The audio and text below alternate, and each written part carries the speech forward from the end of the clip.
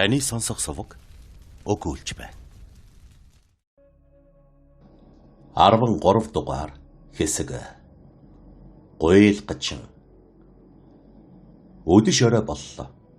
Хадагтай Вильфор Парис руугаа буцах тухай үг цух уйлгав. Харин хадагтай Данглер өөрт нь эвгүй байсан боловч буцах тухай ярьж зүрхлэхгүй байжээ.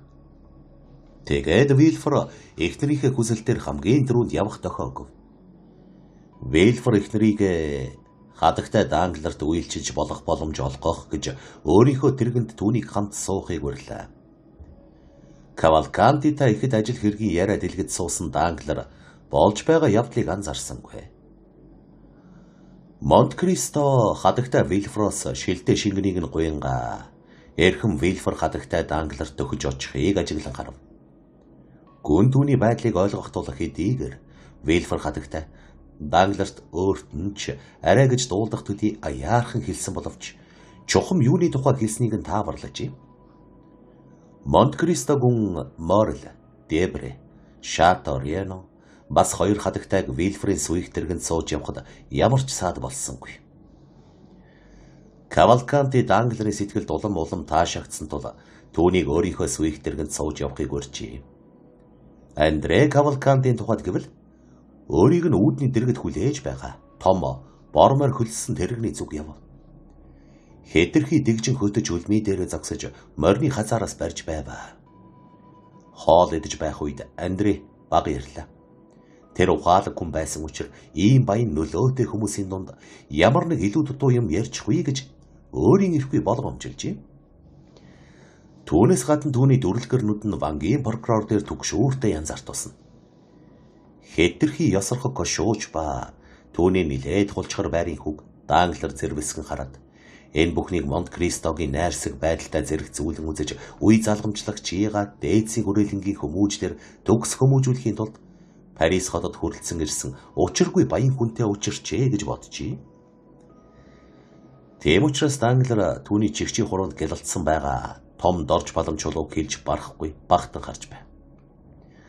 Хошууч хашир болгоомжтой хүн болохоор мөнгөн тэмдэгтд нь ямар нэг явдал тохиолдохоос болгоомжлон тэр дор нь үнэт зүйл болгон ховиргон авсан нь энэ байв. Хоолны дараа тэр үйлдвэр ба аялал жуулчлалын тухай ярих талмаар эцэггүй хоёрын амьдралын байдлыг асууж сонирхов. Эцэггүй хоёр Данглерын банкнд нэгэнд нь нэг удаа 48 мянган франк, нөгөөд нь жил бүр 50 мянган ливрийн данс нээхийг мэдэж байгаа болохоор Данглертай их илгэсэг дотно талархалтай байсан бөгөөд түүнийхээ илэрхийлжил байвал зарц нар инч гарыг атгахад бэлхэн байжээ.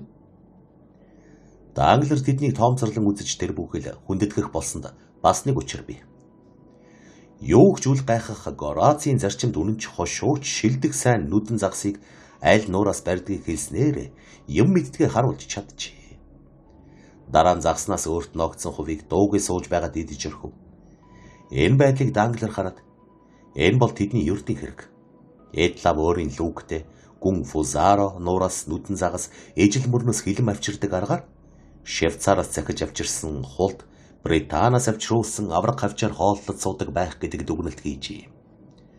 Тийм учраас Кавалкантиг эрхэм минь би маргааш тань дээр ажил хэрэгээр очиж болох нэ гэж хэлэхэд ихэд илгэсгэр би таныг хүлээн авч уулзахдаа баяртай байна гэж Данглер хариулв. Үүний дараа Данглер Кавалкантид хэрвээ хүүгээсээ тусдаа явахыг зөвшөөрвөл жононгуудын зочид буудалд хүргээд өгье гэв. Тэгэхэд Кавалканти хүүг айл эртнээс бие даасан залуу хүнээсээр амьдарч байгаа. Иймийн учир өөр юмар тэрхтээ. Тэгээд ч бас ийшээ тусдаа ирсэн болохоор ганцаараа буцахад болохгүй юм алга гэж хариу өгвөл. Тэгэд хошууч Данглерын сүих тэргэнд орцсуулаа. Банкны эзэн дэрэгдэн сууж нямба хямхтай байхын тухай зөв зүйтэй яриаг сайшаан шагшрах боловч энэ нь хүүдээ жилд 50 мянган франк өгөхөд нь саад болдоггүй юм байна. Ийм хэмжээний мөнгө өгөхийн тулд дор хаяж жилдээ 5 буюу 600 мянган франкын орлоготой байх хэрэгтэй дээ гэж бодож явна. Тэр үед Андре ихэмсэгдэр үзүүлэхийн тулд хөдчөө морой үүдэн даваачсангүй. Хаалганы дэргэд хүлээж бүхэл бүтэн 30 алхам явуулахад хүргэлээ гэж зэмлэж байна. Хөдчин зэмлэлийг хүлцсэнгүй номхон хүлээн зогсоно. Тэрбээр зогсож ядан туурайгаараа цавчлан байгаа морныхаа газараас зүүн гараараа барьж баруун гараараа жолоог нь Андред өгвөл цаадах нь хөлөө гიშгүүртээр тавихаар өргөлөө. Энэ үед нэгэн хүн түүний мөрөн дээр гараа тавина.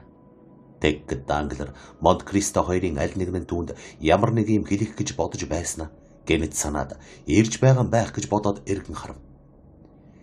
Гэтэл тэдний оронд зураач нарт зуруулж байвал тохирмор ус сахал нь ургачихсан наран түлэгдсэн нүүрс шиг гялтгансан хар нүдтэй хачин царайтай хүн чон цөөвөр чонных шиг хурц ховдог 32 цагаан шүдэ ярал зуулан доогтойхон инээмцэглэн зогсож байва. Буурал орсон өнгөгүй өтгөн үстэй. Толгойдоо дөрвөлжин судалтай улаан алчуур зангиджээ. Ясархаг чөргөр өндөр биедээ тиймгийнхэн тэмдэггүй уранхай хувцс өмссөн бөгөөд хөдлөх үе мөчн хэлхээ дарга яс мэд харжигнан дуугарах байх гэж бодогдмаар аж. Андрэ эргэхдээ мөрөн дээрээ дарсан гарыг нь төрүүлж харавал. Энэ гар түүнд аврах том юм шиг санагдав. Андрэ тэрэгнийхээ бүдэг дингийн гэрэлд тэр хүний царайг таньсан ч юм уу? Эсвэл энэ хүний амар байдлаас зэвүүргсэн эсхийг бид мэдэхгүй. Ямар боловч цочин дайвалцлаа. Танд юу хэрэгтэй гэж хэлэхэд ирсэн хүн гараа улаан алчуур дээр тавиад хөндөд хүнгүй та уучлаарай. Би танд цадаа болсон байж магадгүй. Гэвч танд юм хэлэх хэрэгтэй байна гэв.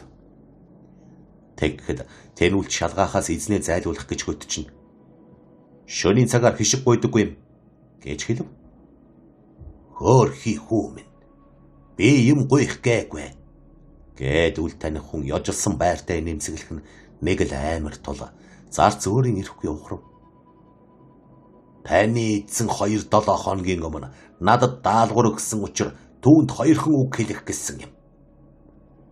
Танд юу хэрэгтэй гэж Андрэ өөрийн төгссөн сэтгэлийг зарцдаа мэдэгдэхгүй тулд нэлээд ширүүхэн дуурайд найз минь түргэн хэлээрэй гэхэд улаан алчуур зангидсан хүн дөнгөж дуулдах төдийг өр. Та намайг Парис руу явган буцахгүй болгож өгнө. Би чам шиг сайн хол идээгүй болохоор ядарч дөнгөж хөл дээрээ зогсож байна гэв. Андрэ ингэж хачин ярихыг сонсоод цочин дав хийж. Та ч яах гээд байгаа хүн бэ гэж асуув. Та намайг сайхан тэргэндээ суулгаж явахыг л хүсэж байна. Ингэж хэлэхэд Андрийн царай зэрвс хийсэн боловч юм хэлсэнгүй. Тэгэхэд улаан алчуураар толгойгоо босон хүн халаасандаа гараа хийгээд өдсөн байдалтайгаар залуу хүн өөд гарч. Надад ингэх хэрэгтэй байна. Дуулж байна уу? Миний жаахан Бенедетто гэж хэлв. Андрийн үгийг сонсоод даруй номхорч хөдөж дээр очиод. Би энэ хүнд үнэхээр нэг юм даалгасан юм. Одоо түүнийхээ дүнг дуулах хэрэгтэй байна. Та харуул хүртэл явгаар очиод дэндүү хожимдохгүй тулд хөлсний тэргэн суугаарай гэв. Гайхсан зарц зайлан явлаа. Ядахтаа сүүдэртэй газараар яваадах юм гэж Андрэ гэлэхэд улаан алчуур зангидсан хүн. Оо, би харин чамайг тохиромжтой газар хүргээд өгье. Алив гэд морны цолбуураас барьж Андрэд үзүүлж байгаа тэрхүү хүндэтгэлийг нэрээ хинч харахааргүй харанхуй газар аваачлаа. Би сайхан тэргэнд сууж явах гэсэндээ тэгсэн юм биш. Зүгээр л ядраад бас тэгээд далимд нь ажил төрлийн яриа байна гэж тэр хэлв. Заасуу гэж Андрэ дуугарлаа. Тэргээ жолоодж яваа гоёмсог залуу хүү торгон суудал дээр хээвнэг суусан ноорхон амтэн хоёр зэрэгцэн сууж явах нь сонихон байсан боловч шөнийн харах үед хинт ч харагдахгүй харамсалтай. Андрэ бүхэл суурныг өнгөрөн гартал нэг ч үг дуугарсангүй. Харин хамт яваа хүн нь хөл залгах ийм сайхан арга олсондоо их л сэтгэл хангалуун яваа мэт инээмсэглэх боловч дуугүй явна. Тэр хоёр отелийг өнгөрөн гармагц Андрэ тэднийг хүн харж яриаг нь сонсохгүй байгаа гэдгийг магадлан харав. Дараа нь морой зогсоогоод хоёр гараа цээжиндээ зөрүүлэн барьж улаан алчууртай хүн өөд эргэн харж. Та надаар яах гэсэн юм? Та яагаад намайг тайван байхад минь уймэлээд байна вэ? Гэж үгүүлв. Үгүй хүмүн чи. Яагаад надад итгэхгүй байгаагаа хэл. Би юуг нь итгэхгүй байгаа юм бэ? Юуг нь гин шүү. Чи бас асуун гинэ. Чи бид хоёр гарын гүүр дээр салхад чи надад Пьемонт эсвэл Тосконд очно гэж хэлж байсан. Гэтэл харин чид Парист байж байх юм. Энэ танд ямар саад болоод байна? Үгүй ямар цаад болоогүй. Харин ч надад ашиг болно гэж итгэж байна. Уухай. Та ч надаар хонжоо олох санаатай байна уу? Гэж Андре хэлв. За, ийм сүржин үгээр яах вэ? Кадрус гуйна. Энд чинь дими байх гэдгийг танд хэлчихье. За хүми чи битгий уурал. Зол заяагүй явах гэдгийг чи өөрөө ч мэдэх ёстой. Тэгэхээр зол заяагүй явдал хүнийг атаарах уу болгодог юм. Би чамайг пемент буюу тоскноор тэнүүчилж газарч эсвэл гар тээш зөөгчийн хүнд бэрх ажил хийж яваа гэж бодож явсан билээ. Би чамайг төрсөн хүү шиг хайрлаж явдаг шүү. Чамайг дандаа л хүмүн гэж дууддаг байсныг санаж байгаа биз. За, тэгээд цааш нь юу гэх гээв? Дайр шиг антима. Жаахан төвчж үз. Би тэртээ тэргүй тэсвэртэй хүн. За болоорой. Тэгтэл чи чинь зарц дагуулчихсан, хөнгөн тэргэнд суучихсан, дэгжин сайхан хувцас өмсчихсэн явж байх шүү. Чи чинь алтаар баадаг шидэд илжиг олоод авчих уу? Эсвэл худалдааны жуулчлагчийн эрх худалдаад авчих уу? Тэгэхээр та атархад байгаа байх нэ. Үгүй би чамд баяр хүргэмээр тийм их сэтгэл дүүрэн байна хүмүн. Би олигтой хувцас өмсөөгүй болохоор чамайг эвгүй байдалд оруулахгүй тулд болгоомжлох арга хэмжээ авсан юм. Тийм ээ. Зарцын дэргэд надтай ярина гэдэг чинь болгоомжлох сайхан арга та гэж Андре хэлв. Одоо яа гэх хүмүн? Дайралцсан дээрэл ярьчихсан мэн тэр. Морчин хурдан, тэрэгчин хөнгөн, чи өөрөө могой загас шиг гулгамтгай. Би чамайг өнөөдөр л алдчихвал дараа нь дахиад олж уулзахгүй шүү дээ. Би огт нуугдаагүй байгааг та харж байгаа биз дээ. Энд чиний яц. Би өөрийнхөө тухай чиний хэлсэн шиг л юм хэлмээр байна. Гэтэл би бол нуугдаж явна.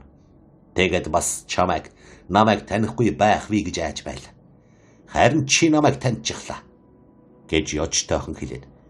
Чиний зүгээс энэ бол тун хонгор сайхан сэтгэлийн илэрл юм гэл. За тэр чи яах вэ? Та надаас юу хүсэв? Гэж Андре хэлв. Чи намайг та гинэ. Энд чин тусгүй байна. Бенедетто.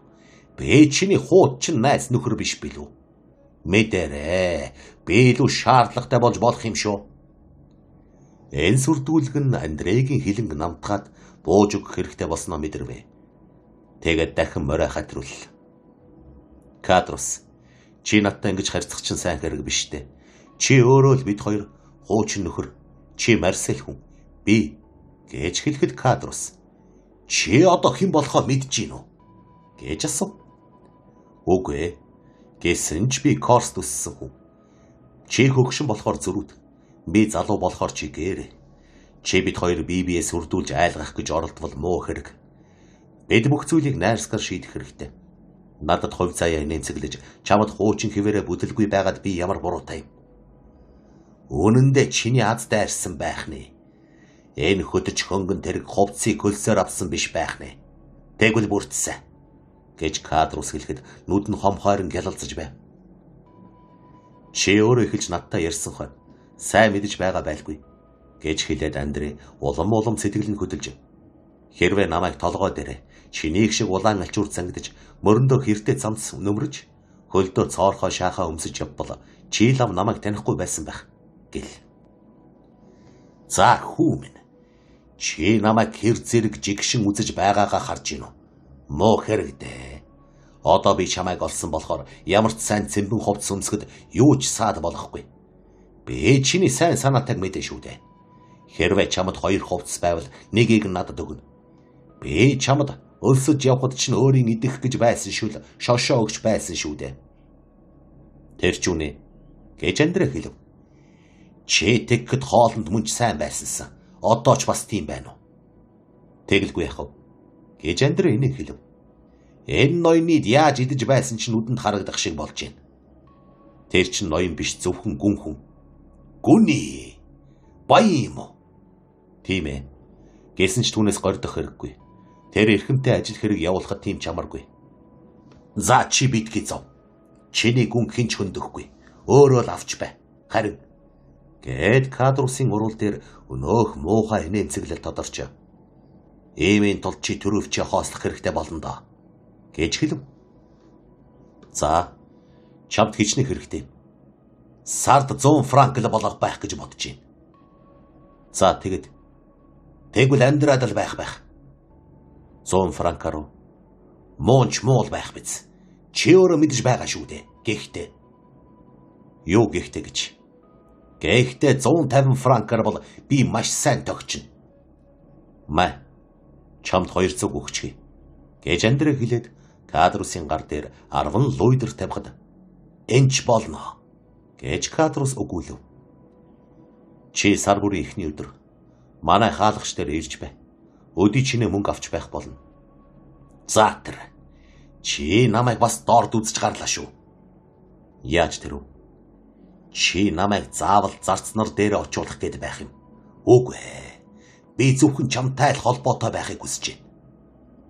За яах вэ? Чи над дээр сар бүрийн эхний өдөр ирж надад орлогыг минь өгч байх хугацаанд өөрийнхөө хувийг авч бай. За. Би чамайг тэгнэ гэж мэдсэн л да. Чи сайн хөө. Ийм улсад аз тохиолдох сайн хэрэг. Чамд яаж ингэж азтай явдал тохиолдсноо ярьж өгөхгүй юу? Чамд түүнийг мэдэх хэрэг юу байна? Гэж Кавалканти асуув. Бас л итгэхгүй гэв. Огтхон ч үгүй. Би эцгийгээ ирж болсон. Жинхэнэ эцгээ юу? Надад мөнгө өгч байгаа болохоор л. Чиний үнэмшиж итгэж байгаа чинь зөв байж таарна. Харин эцгийг чинь хэн гэдэг юм? Хошууч Кавалканти. Тэгээд тэр чамайг хараад сэтгэл ханамжтай байна уу? Одоогор тийм л бололтой байх шиг байна. Түүнийг ирж олоход чамд хэн тусалсан юм? Монт Кристо гүн. Чиний саяын байж байгаад ирдэг хүн үү? Тийм ээ. Тэгвэл тийм юм эрхэлдэг юм бол намайг тэдний өвгөн аавар оруулж өгөхгүй юу? Чиний тухай ярих нээж болох юм. Харин чи одоогор юу хийж байх вэ? Би юу? Тийм ээ чи. Чин тухай санаа зовж байгаа юм чинь тун хонгор сайхан сэтгэл байна. Гэж Кадрус хэлэхэд. Чи намайг сонирхож байгаа болохоор би бас чиний тухай юу хэнхээхээ асууж болох эрхтэй байх гэж бодож байна. Гэж Андрей зурч хэлв. Үнэ. Би тогтойхон байшинд нэг өрөө хөсөлж аваад зохих ёсоор хувцлаж өдөр бүр сахлаа хусаж кафед сонин уншина. Оройд нь аль нэг хөлсөөр алга ташигч хүмүүстэй театрт очино. Ер нь тайван суухаар шийдсэн талхны мухалгийн эзэн гэмээр болно. Би ийм л хүн болох юмсан гэж дандаа хүсдэг байсан юм. За яах. Энд сайн хэрэг. Чи өөрийн бодлыг биелүүлж ухаалаг байвал бүх юм гайхамшигтай сайхан болно. Энэ боссоо юу хараач. Харин чи юу болох вэ? Францын тайж болох уу? Ямиг аж мэдэх үү? Гэж Андрей хэлв. Хошууч Кавалканти чинь тайж байж болох юм. Гэвч үе залгамжилдаг нь устсан л та. Кадрус минь. Улс төргүй шиг л явж үз.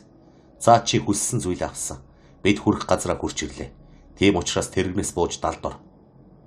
Хонгор найз минь хэрэг авч үгүй. Юу гэсэн үг вэ? Хүү минь. Өөрөө бодоод үз. Толгой дээрээ улаан альчууртай, өс гийгүй гуталтай ямарч баримт бичиг алга. Халаасанд хуучин байсныг нь орлуулахгүйгээр 10 луйдертой ер нь бүхэлдээ 200 франктай байгаа хүн шүү дээ. Намайг харуул дээр зайшгүй барьж авна. Би өнөмшүүлэхийн тулд 10 луйдрыг чамааг өгсөн гэж хэлэх болно. Тэгээд л мөрдлөг мэдүүлэг болоод намайг тулооноос оргосны учир хинээс ч асуулгүй газрын дундад тэнгис хүртэл дамжуулан хөөж явуулна. Би дахиад л 106 дугаартай болж тайван жарахыг хүссэн талхны мухалгийн эзэн болох хүслээсээ хагацах болно. Хэрхэвч үгүй хөө минь. Би нийслэлдээ тогтоо суухыг илүү дээрд үзэж байна. Андрей хөмсгөө зангидл. Хошууч Кавалкантийн хуурай хүү өөрөө хэлсэнчлэн маш зөрүүд хүн байваа. Тэгээд морой зогсоож эргэн тойрныг түргэн зур харанга гарын санамсаргүй халаасанд орж халаасны гар бууныхаа гохыг тэмтэрв. Энэ завсар хамт яваа нөхрөөсөө нүц халгалгүй харж байсан Кадрус гараа нуруу руугаа явуулж хэрэг болж магадгүй гэж үргэлж авч явдаг Испани хутгаа тэнийлгэв. Хоёр найз бие биедээ тэнцэх хүмүүс байсан бөгөөд үүнийг ээж ойлгосон бололтой. Андрей халааснасаа гараа тайвнаар аваад шар сахлаа илбэж эхлэв. Кадрус минь. Чи одоо л нэг аятайхан амьдрахын шиг байна гэж хэлэхэд Гарын гүүрний буудлын эзэн хутгаа эвхэнгээ. Энгийн төлөө чадах бүхнээ хийн шүү гэв. За яахав. Парисод явъя. Харин чи сэжиг төрүүлэхгүйгээр яаж харуулыг өнгөрөх юм? Чи ийм хувцастай явган явснаас илүү сүйх тэрэгэн сууж явах нь аюултай юм биш үү? Байц харжий. Гэд Кадрус Андрегийн бүрхийг толгойдоо углаад хөдчийн орхисон том захтай цовыг мөрөн дээрээ хаяж баян гэрийн зарц эзнээ тэргээ жолоодж явхад нь хажууд нь харж явдаг шиг дүүртэй боллоо. Би тэгээд толгой нүцгэн явах болж гинэ гэж Андре асуухад Кадрус гайгүй дээ. Өнөөдөр ийм ширүүн салхитай байхад малгай чинь хийсэд унчхаж гэж бодно биз гэж хэлв. За яах вэ? Энэ яриаг дуусгая гэж Андре хэлэхэд Кадрус хэн чам цаад болоод байгаа юм? Би лав биш байх гэж бодож байна гэв. Чимээгүй бай гэж Кавалканти шивнэл. Тэд харуулыг эсэн мэнд өнгөрлөө. Хамгийн дөрөнд дайралтсан гудамжинд хүрээд Андре морио зогсооход Кадрус газарт үсрэн буу. Цов малгай хоёрыг минь өгнө гэж Андре хэлэхэд Кадрус чи намайг салхи цохиулчихвэ гэж зовхгүй байна уу гэж хариугүй. Би яах юм? Чи бол залуу хүн, харин би бол хөгшин хүн. Баяртай Бенедетто гэж хэлээд болон тойрч алга боллоо. Ай хөрхий. Энэ орчлонд бүрэн бүтэн аз жаргал байж болдоггүй юм байхт. Хэмээн Андре санаа алдан өгүүлвэ.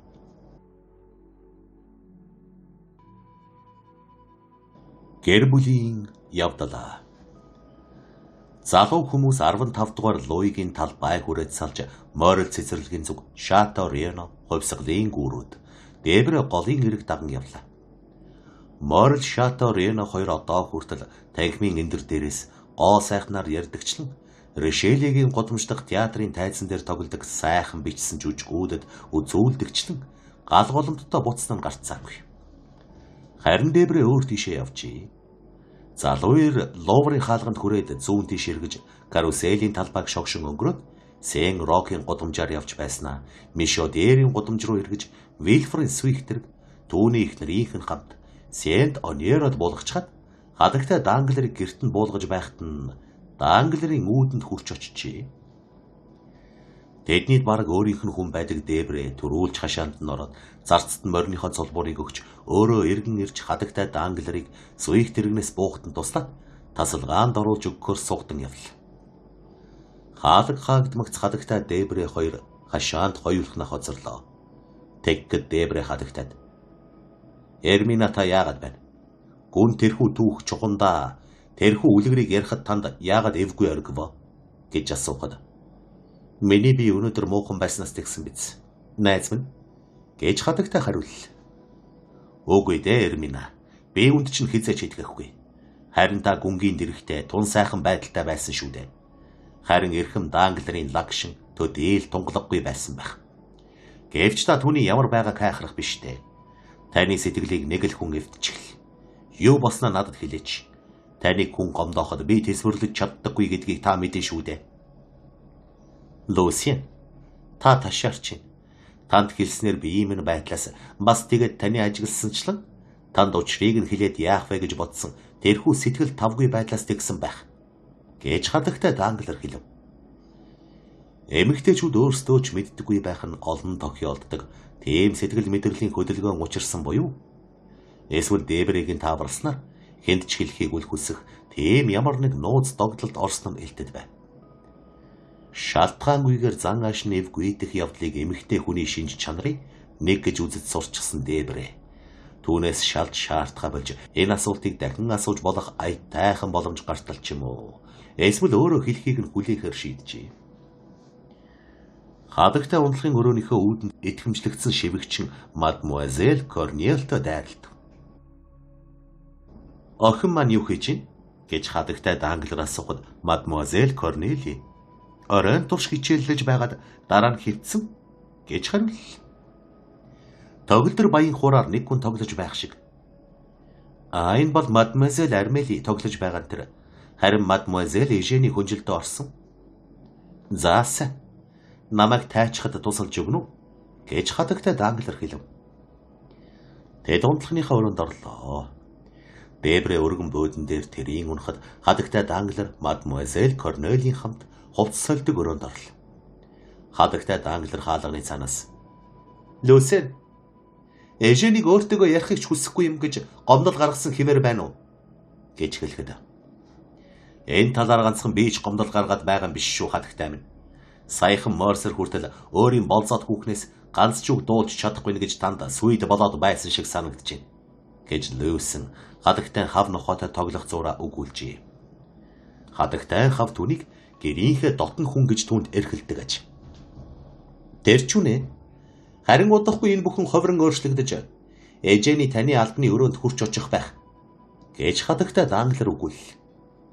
"Миний албаны өрөөнд ий. Үгүй би сайдын өрөөнд гэж хэлэх гэсэн маа тэр. Яах нь ба? Өөрийн жүжиг тоглуулж өгөөч гэж гуйх гэж очно байх. Хөгжимд ийм их дуртай болдгийг би мэдэхгүй юм байна. Дээдсийн хүрээлэнгийн охинд инээдэм тэл хэрэг байгаа юм." Дебре нэмсэглэж. "За яах вэ? Түшээгүн та хоёр зөвшөөрсөн юм болооч гэлтэй. Би бүтээхийг бодъё. Бид түүнийг шиг авьяас чадварын үнийг төлөхөд дэндүү ядууч гэсэн тэр нь түүнд зогцохоор байлгахыг хичээе л дээ. Корнели та явж болно. Одоо надад хэрэггүй" гэж Данглер хэлэхэд Корнели явж нэг хувийн дараа хадагтай Данглер хувц өмсөх өрөөнөөсөө гэрийн гой сайхан хөнгөн даашинзтай гарч ирлээ. Тэгээд Люсний хажууд суугаад бяцхан сэвсгэр хаваа бодлогоширсан байдалтай илж байв. Люсен түүнийг харж дуугүй суунаа. "Эрмина, та өнөөдөр ямар нэг юм сэтгэл зовж идэ. Үннээ хэлчихэлтэй" гэхэд. "Үгүй. Юунд ч зовоогүй" гэж хадагтай зөрөв. Бөгчм оргиж байсан учраас босож цээж дүүрэн амьсгалж аваад толь руу очиж. "Би өнөөдөр мануухай тайл адилхан байх шив" гэж хэллээ. Дебре нэмцэглэн босож энэ талаар хадагтайг тайвшруулахаар дэрэгдэн очих гэтэл гэрэд хаалга нэгдэж Данглер орж ирсэн учраас буцаж буйдан дээрээ суул. Хадагтай Данглер хаалга онгойх чимээгээр эргэж нөхрөө хараад гайхаж бууга нуусан ч үгүй. Банкны эзэн. "Сайн байна уу хадагтай? Сайн байна уу эрхэм Дебре?" гэж хэл. Түшээгүн ингэж орж ирсэн явдлан тэрбээр өдөр нь хэдэн удаа хэгж үүрхэж игдүүдэв гэлчгэсэндээ тал засах гэж байгаа хэрэг байх гэж хадагтай өөр зураа бодож байж. Тэгээд бардам дөр үзүүлэн нөхөр өөдөө харсангүй. Харин Люсен өөдөр гэж. "Эрхэн Дебре та надад ямар нэг мушиж өгөөч" гэж хэл. Түшээгүн ингэж орж ирсэн явдал Дебре анхандаа баахан зовж байсан боловч хадагтай ажигч үгүй байгааг хараад алтан чимэгтэй танан худаг гарч жуулсан номууд гараа сарвав. Гэтэл түшээгүн. "Уучлаарай хадагтай. Та өнөөдөр ядарсан болохоор хэвдэж амрах хэрэгтэй. Одоо 11 цаг болчихсон байна." Тэгээд жирхэм Дебре хол суудаггүй гэж хэл. Люсен хөшсөн мэт цогслоо. Тэгэхдээ Данглерийн хэлэх үгийн аялахгүй ээлдэг зөөлөн тайван биш байснаас тэгсэн биш. Харин энэ ээлдэг зөөлөн тайван байдлын цаана энэ удаа ихтрийнхээ хүслийг үл хайхрах дасал болоогүй зөрүүд байдалд цугалдсан тэгжээ. Хадагтайч бас гайхсан бөгөөд түүнийг харц цаараа илэрхийлсэн боловч нөхөр нь сонин дээрх биержи мэдээлэл гарч байсан учраас хадагтай тэр харцыг анзаарсангүй. Хэрвээ анзааран харсан бол юу ч билээ гэж бодохоор байсан биз. Эйхүү бардам харц дэмий өнгөрч зоригтой эсгүрл. "Ноён Дебре" гэж хадагтай хэлээд. "Надад унтах өчүүхэн ч хүсэл алга. Танд ярих юм их байгаа учраас та хэдийгээр нойрч нь хүрлэж гисэн миний ярихыг бүхэл шөнийн турш чагнах болно гэдгийг мэдээрэй" гэв. "Таны хүслэр болог" гэж Дебре хайхрамжгүй тайван өгүүлэхэд банкны эзэн хажуугаас нь. "Эрхэм хүндэт Дебре та. Өнөөдөр хадагтай энэ чалчаа ярианаас өөрийгөө чөлөөлж үзхийг хүсье. Хадагтай яриаг маргааш гэсэн тийм амжилттай чагнаж амжих болно. Харин өнөө орой бол надад ногдож байгаа бөгөөд таны зөвшөөрөлтөөр их нэртэйг маш чухал зүйлийг ярилцахад зориулъя" гэж хэлв. Энэ удаа цохилт нь шууд бөгөөд мэрэгэн туссан тул Люсен хадагтай хоёрын гайх шийг нь барагдуулж орхилоо. Тэр хоёр довтолгооны эсрэг бие биеэсээ түшиж дэмжлэг олгох гэсэн мэт өөдөөдөөсөө харна. Гэвч гэрийн эзэн дийлж ялалт нөхрийнх нь талд үлдлээ. "Эрхэм Дебре та намайг хөөж байна гэж бүү бодоорой" гэж Данглер хэлээд. Огтхон ч үгүй. Хэрхэвч тэгээгүй шүү. Харин гинтийн чухал явдлаас болж өнөөдөр хадагтайтайгаа ярилцах хэрэгтэй болчихлоо. Ийм явдал надад хүн уурлахаар олон тохиолддоггүй шүү дээ гэв. Дебрэ хідэн үг аман дотроо бувтнаад мэхийн асалж атаалид гардаг наадан шиг сандал ширээн тэгэлсээр гарч одлоо. Яста гайхалтай. Бидний нэлэг дог болгодог нөхрүүд бидний дээр ямар амархан гарчих юм гэж Дебрэ хаалга хаагдсны дараа бодсоор цааш явлаа. Льюснийг харахаар Данглер түүний байранд суугаад нээлттэй байсан номыг гараараа хааж өрхөд их л тайван дүр гарган нохойгоор тоглох гэтэл Дебрэ шиг сайн дасаагүй нохой түүнийг урах гэл. Тэгэхээр Данглер түүний сервэн дээрээс нь барьж аваад тасалгааны булан руу шидчихл. Нохой шидэлт дунд гасалж явсан боловч буйдан дээр унмагц дэрэн доогуур шургаж ийм юр бишийн аашилж байгаа гайхан хөдлөгч үгүй чимээнэргүй хэвтнэ. Эрхэм та их ахиж байна гэж хадагтай нүд цавжилгүй хэлээд уг нь та их хүдэх бүдүүлэг ирсэн. Өнөөдөр бүрч адгуус мал шиг загнаж байна гэв. Энэ бол өнөөдөр миний зан урдынхаасаа муу байгаагаас тэгж байгаа хэрэг гэж Данглер хариулв. Эрмина банкны эзэн өөд их л жигсэн янзтай хялмхийн харав. Ингэж жигсэн харцаар харахад хор шартай Данглер урд нь тэсэж чаддаггүй байсан бол харин өнөөдөр түүнийг огтхон ч анзаарсан шинжгүй байваа. Таны зан ааш муу байгаа явдал надад ямар хамаатай юм бэ? Надад огтхон ч хамаагүй. Муу зан чинь хөдлөөд байвал өөрийнхөө өрөөнд сууж байхгүй юу? Эсвэл түүнийг албан тасалгаандаа гаргахгүй юу? Далд чинь хөлс хүчээр ажилдаг албан хаагчид биш үү? Тэрэндээ л муу зангаа гаргаж байхгүй юу? Гэж хадагтай нөхрийнхөө тайван байдалд бачимдан өгүүлв. Өөгүй хадагтай минь. Таны зөвлөгөө зохимжгүй байна. Би түүнийг чинь сонсмооргүй байна. Миний албан тасалгаа гэдэг чинь эрхэм Демотегийн хэлснэр миний алтаар урсдаг гол байгаа юм. Тийм учраас түүний урсгалыг саатуулж улсыг нь булингортуулахыг хүсэхгүй. Миний албан хаагчид бол цөм надад хөрөнгө зойр хураахад минь үнэж хүмүүс. Би тэдэнд хийсэн ажилдаа зэрэгцүүлбэл хэмжээшгүй баг хөлс шан өгдөг юм. Эдэнд уурлах юм надад алга. Гэтэл миний хоолыг идэж, миний мордоор зугаалж, миний кассыг хоослогч хүмүүс байгаа болохоор тэдэнд уур хүрэх юм. Таны кассыг хоосож байгаа тэр улс чинь хин?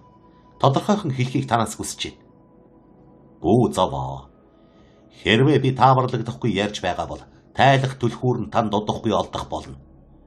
Миний кассыг хоосолж байгаа улс бол ганцхан цагийн дотор л 500 мянган франк тэндээс авчгаж байгаа хүмүүсийг хэлж байгаа юм.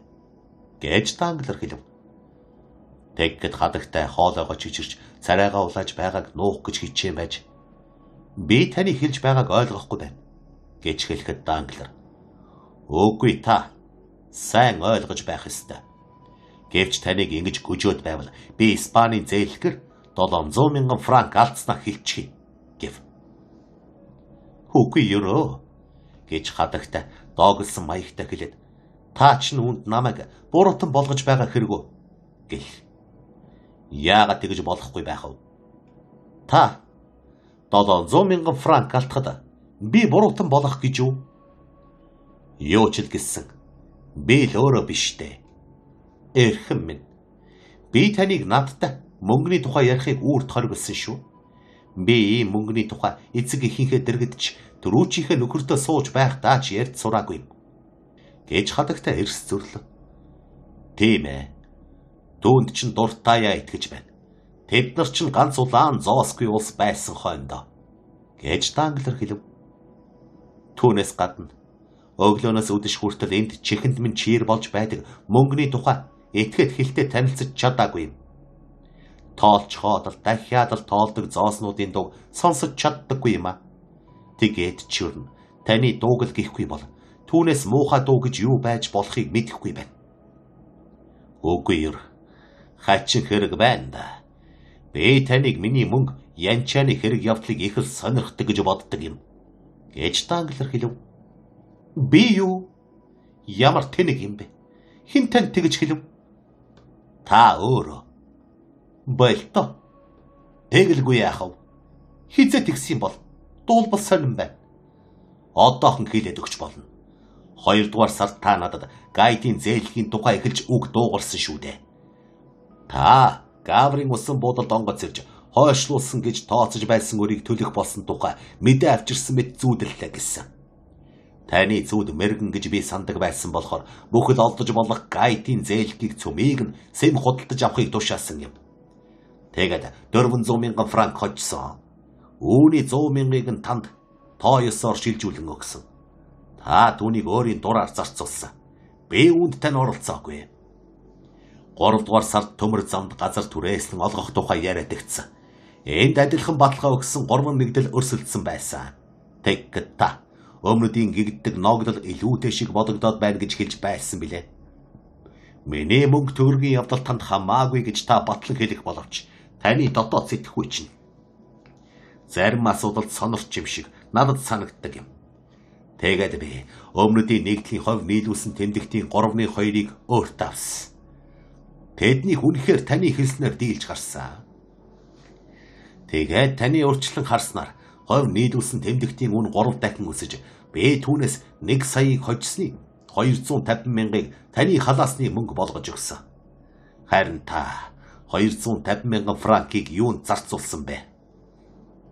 Үгүй та юу гихэд байгаа юм гэж хадагтай хорсод зэвэрхснээс би чичрэн хэллээ. Хадагтай минь тэсвэрлэж байж үз. Би одоо дууслаа. Тэнгэр минь. Та 4-р сард сайдын зоогт өргөцсөн. Тэнд байхад чинь Испани тухай яриа болж та Дон Карлосыг хөөгдгөн гэсэн нууц яриа сонсож ирсэн. Тэгэхэд би Испани зээллэг худалдаж авсан юм. Тэгтэл Дон Карлос хөөгдөж 5 дугаар Карл Бидасоо чилжиж ирсэн тэр өдөр би 600,000 франк хөдсөн. Энэ 600,000 франкаас та 50,000 EQ-г нь авсан. Энэ мөнгө таних байсан учраас та түүнийг дураараа зарцуулсан. Би энэ тухай тантай тооцоо бодоогүй. Тэгэхээр та энэ онд юу ч илгэсэн 500,000 ливр авсан. Тэгээд цааш нь ажил явдал муугаар эргэсэнд хамаг учир байна. Та нэг л хачин байдалтай ярих юм. Миний яриа миний санааг дамжуулж байгаа юм. Надад хэрэгтэй юм энэ байгаамаа. Цааш нь гэвэл энэ явдал 3 хоногийн өмнө болсон билээ.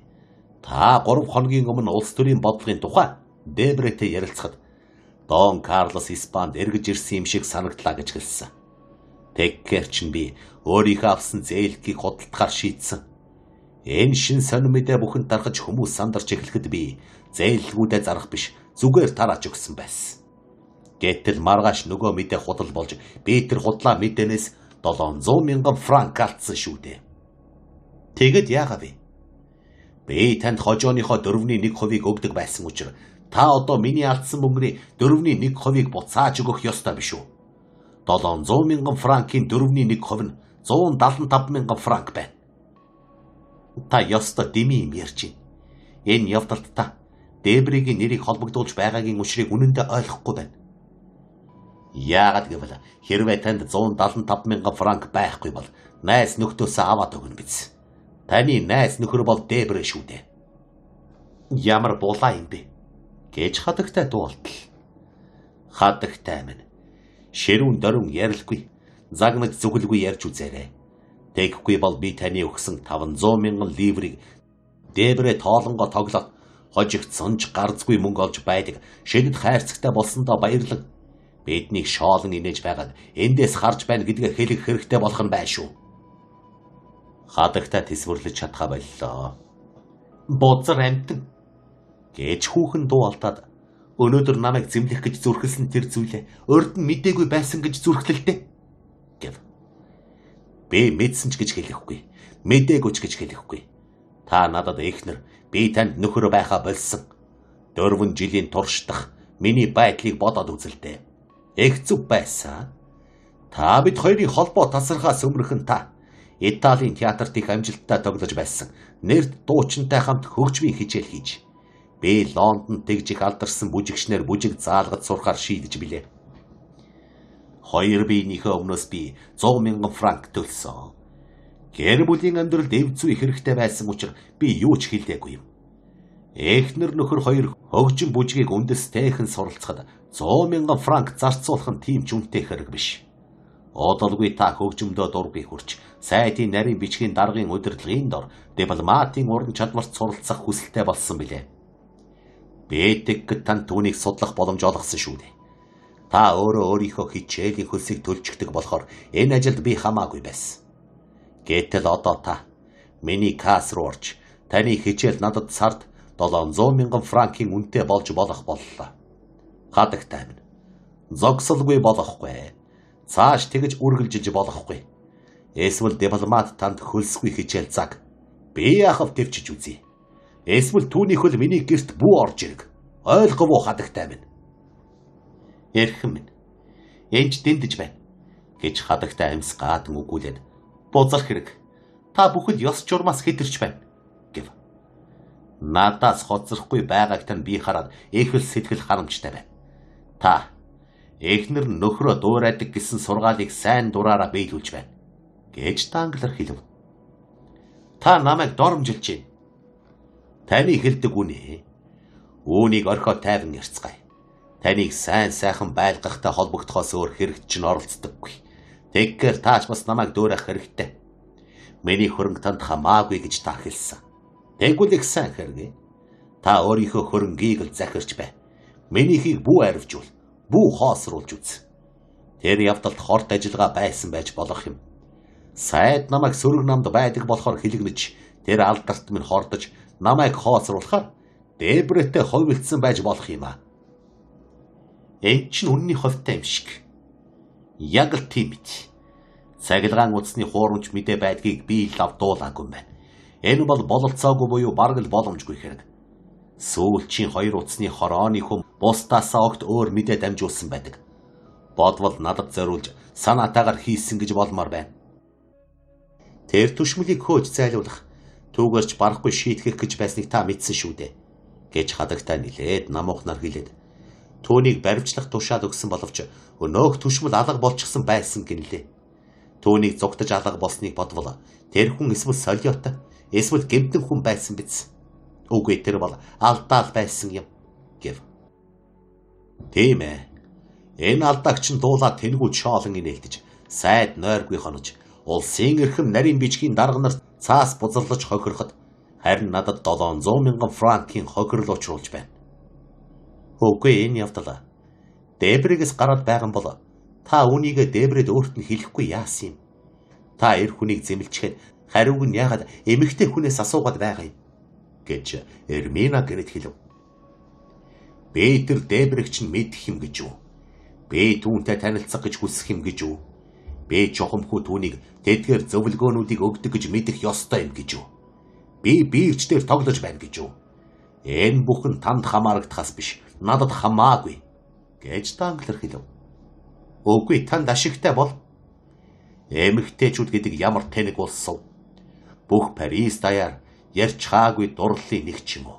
10 явдал хийчихэж чадвал өөрсдийгөө сууд хүмүүс гэж бодчих юм. Таач гэсэн нөхрөөсөө өөрийн явдлыг нууч чадвал нуугч гэж дээ. Нөхрөө та нарын тэр явдлыг мэдээгүй юм шиг өнгөрөх нь олон байдаг. Дээдсийн хүрээлэнгийн найзуудынхаа тал хувийнх нь хөөрхий хуулбар болчих байсан юм. Гэвч юм байгаагүй. Би бүх явдлыг мэдэж байсан. Та энэ 16 жилийн дотор надаас ямар нэгэн бодлоо нууж чадаж байсан байж магадгүй. Харин ганцч хөдөлгөө нэг ч ажил явдлаа нууж чадаагүй билээ. Та самбатайгаа гайхан шагширч намайг хуурч мэхэлж чаддаг гэж хатуу итгэж байсан. Тэгэд юу болов? Би мэдээгүй юм шиг дүр үзүүлж байсны ачаар Вильфрос ихлээд Дебрэ хүртэл надаас айддаггүй хүн нэгч байгаагүй юм. Намайг гэрийн эзэн гэж үздэггүй хүн нэгч байгаагүй. Би үнийг л зөвхөн танаас шаарддаг шүү дээ. Эцэст нь тэдний хинэнч надтай тань шиг ингэж ярьж зүрхлэхгүй. Намайг бузар булаа гэж хэлж болно. Харин амьтны илэг доог болгоулахгүй шүү. Хамгийн гол нь намайг хоослохыг чинь хатуу хориглож байна. Вильфрийн нэрийг дурдах хүртэл хадагтай яаж игээ тэсэж байна. Гэвч энэ нэрийг дуулаад царайн зэвхэрч ямар нэгэн онсны хүчээр хөдлөх мэт гараа өргөн нөхрийнхөө хэлж гүйцээгүй нууц санааг амнаас нь булан авах гэсэн мэт түүнгөө талхав. Данглер бол цаана заавал нэг өөдгүй юм санаж өөрийн бодол санааг бүрэн хэлдэггүй заншилтай хүн билээ. Вильфри? Юу гэсэн үг вэ? Та юу гэх гэв? Хадагтай таны гүн ухаант нь ч биш, банкны эзэн ч биш. Яаж мэдэх вэ? Аль нэг байсан байж мэдэх анхны нөхөр дээр Нарган Вангийн прокуророос ямар ч ашиг олж чадахгүйгээ мэдээд таныг 9 сар алга болж яваад ирэхдээ 6 сар болсон хүүхэдтэй байсныг ч үзмэгц. Уйтгар гүнигээс болж үхсэн гэж хэлэх гэсэн юм. Би бүдүүлэг хүн. Үнийг зөвхөн мэдээ зогсдоггүй. Үүгээрээ бахархаж явдаг юм. Энэ бол миний худалдааныхаа ажилд амжилт олдог хэрэглийн нэг байгаа юм. Тэр яагаад өөрөө алахын оронд өөрөө алагдахад хүрв? Яагаад гэвэл түүнд өөрийгөө хамгаалахад хэрэг болох хөрөнгө байсангүй. Харин надад бол өөрийнхөө хөрөнгө байна. Би таны хамсаатан Дебрегийн буруугаар 700,000 франк алдлаа. Тэгэхээр хөрөнгөнөөсөө өөртөө ногдох хувийг надад төлж өгвөл бид хоёр хамтран ажиллаж болно. Эсвэл энэхүү 175,000 франкийг төлөх хөрөнгөгүй бол дампуурсан хүмүүсийн хийдгийг хийгээд алга болог. Түүний хэлсэн мэдээ нь үнэн зөв байгаа үед гайхамшсайн хүн юм аа. Харин түүний хэлж байгаа мэдээ нь үнэн зөв биш бол түүнээс илүү сайн залуус дээдсийн хүрээлэнгээс өдий төдийгөөрөө олдно гэв. Хадагтай Данглер бүрэн цогогдлоо. Гэсэн хэдий боловч довтолгоонд хариулахын тулд эцсийн хүчээ гаргачи. Тэгэд гэр бүлийн тайван амьдралыг эвгүй муухай хэрүүл маргаан болгож хувиргасан сүүлчийн хэдэн өдрийн золгүй явдлуудын тухай, хоолны ширээнд сууж байх үед ярьсан зүйлүүдийн тухай, Вильфрийн тухай бодож зөөлөн сандал дээр суун туслаа. Хөөхөн хэдийгээр ухаан алдаж унах гэж бүх хүчээрээ хичээсэн боловч Данглер хүний урманд хялам хийж чарсангүй. Тэгэд нэг ч үг хэлсэнгүй, унтлагын өрөөний үүдийг хааж орхиод өөрийнхөө өрөөнд орчихов. Энэ нь хагас мууралтын байдлаасаа сэргсэн хадагтайд муухай зүүд зүүдлэгдээд өнгөрсөн мэт санагдуулжээ. Гэрлүүлэх төлөвлөгөө. Энэ явдал болсны маргааш Дебре яам руугаа явах замдаа хадагтай Данглеринд дайрч ордог тэр цагт нарийн бичгийн даргын сүих тэрэг хашаанд орж ирсэнгүй. Яг энэ үеэр буюу 12 цаг хагаст хадагтай Данглер сүих тэрэг өгөхийг тушаагаад гэрээсээ гарч явлаа. Данглер хөшигний цаана нуугдан зогсоод болно гэж бодож байсан зүйлээ болсныг ажиглан харж байв. Тэрбээр хадагтай Данглерыг ирмэгц. Өөртөө хэлээрэй гэж тушаасан боловч 2 цаг болтол хадагтай ирсэнгүй. Данглер 2 цагт морь давчруулж танхим руу явсан бөгөөд тэд төсвийн эсрэг үг хэлэх хүмүүсийн тоонд нэрээ бичүүлжээ. Данглер 12 цагаас 2 цаг хүртэл тасалгаанасаа гаралгүй сууж, эцэс төгсгөлгүй олон тоо бодож хүмүүс хүлээн авна. Эдгээр хүмүүсийн дотор банкны эзэнтэй ажлаа дуусгах гэж урьд нь тохиролцсон цагтаа ирсэн ёсорхог байдалтай улаан хүрэн царайтай хошууч Кавалканти байва. Хурлын үед сэтгэл нь их хөдөлсөндөө яам өөд урдийнхаасаа улам ширүүн довтолгосон Данглер танхимаас гарч сүих тэргэндээ суугаад Элисейн тал дахь 30 дугаар байшингууд явахыг тушаалаа. Монт Кристо гэртээ байсан боловч тэдний нэгэн хүн сууж байсан учраас Данглерыг хэдэн хувь хүлээнэ үү гэж хүсжээ. Банкны эзнийг хүлээж суухад хаалга нэгдэж ширээд ламын хувцастай нэгэн хүн орж ирлээ. Тэр хүн гэрийн эзэнтэй ойрхны танил бололтой.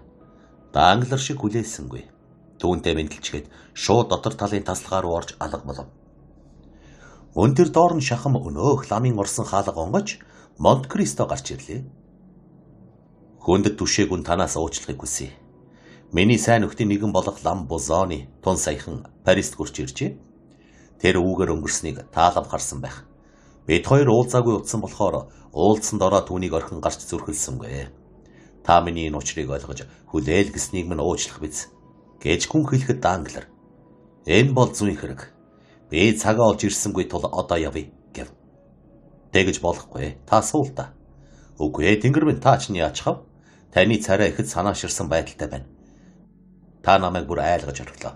Гунж гударсан хөрөнгөтөн хүн гэдэг сүүл додтой адил ертөнцид золгүй явдал тохиолдохыг зөвгөндөг юм. Хүндэтгүй минь. Хэдэн өдрийн турш миний ажил явдал бүтдэггүй.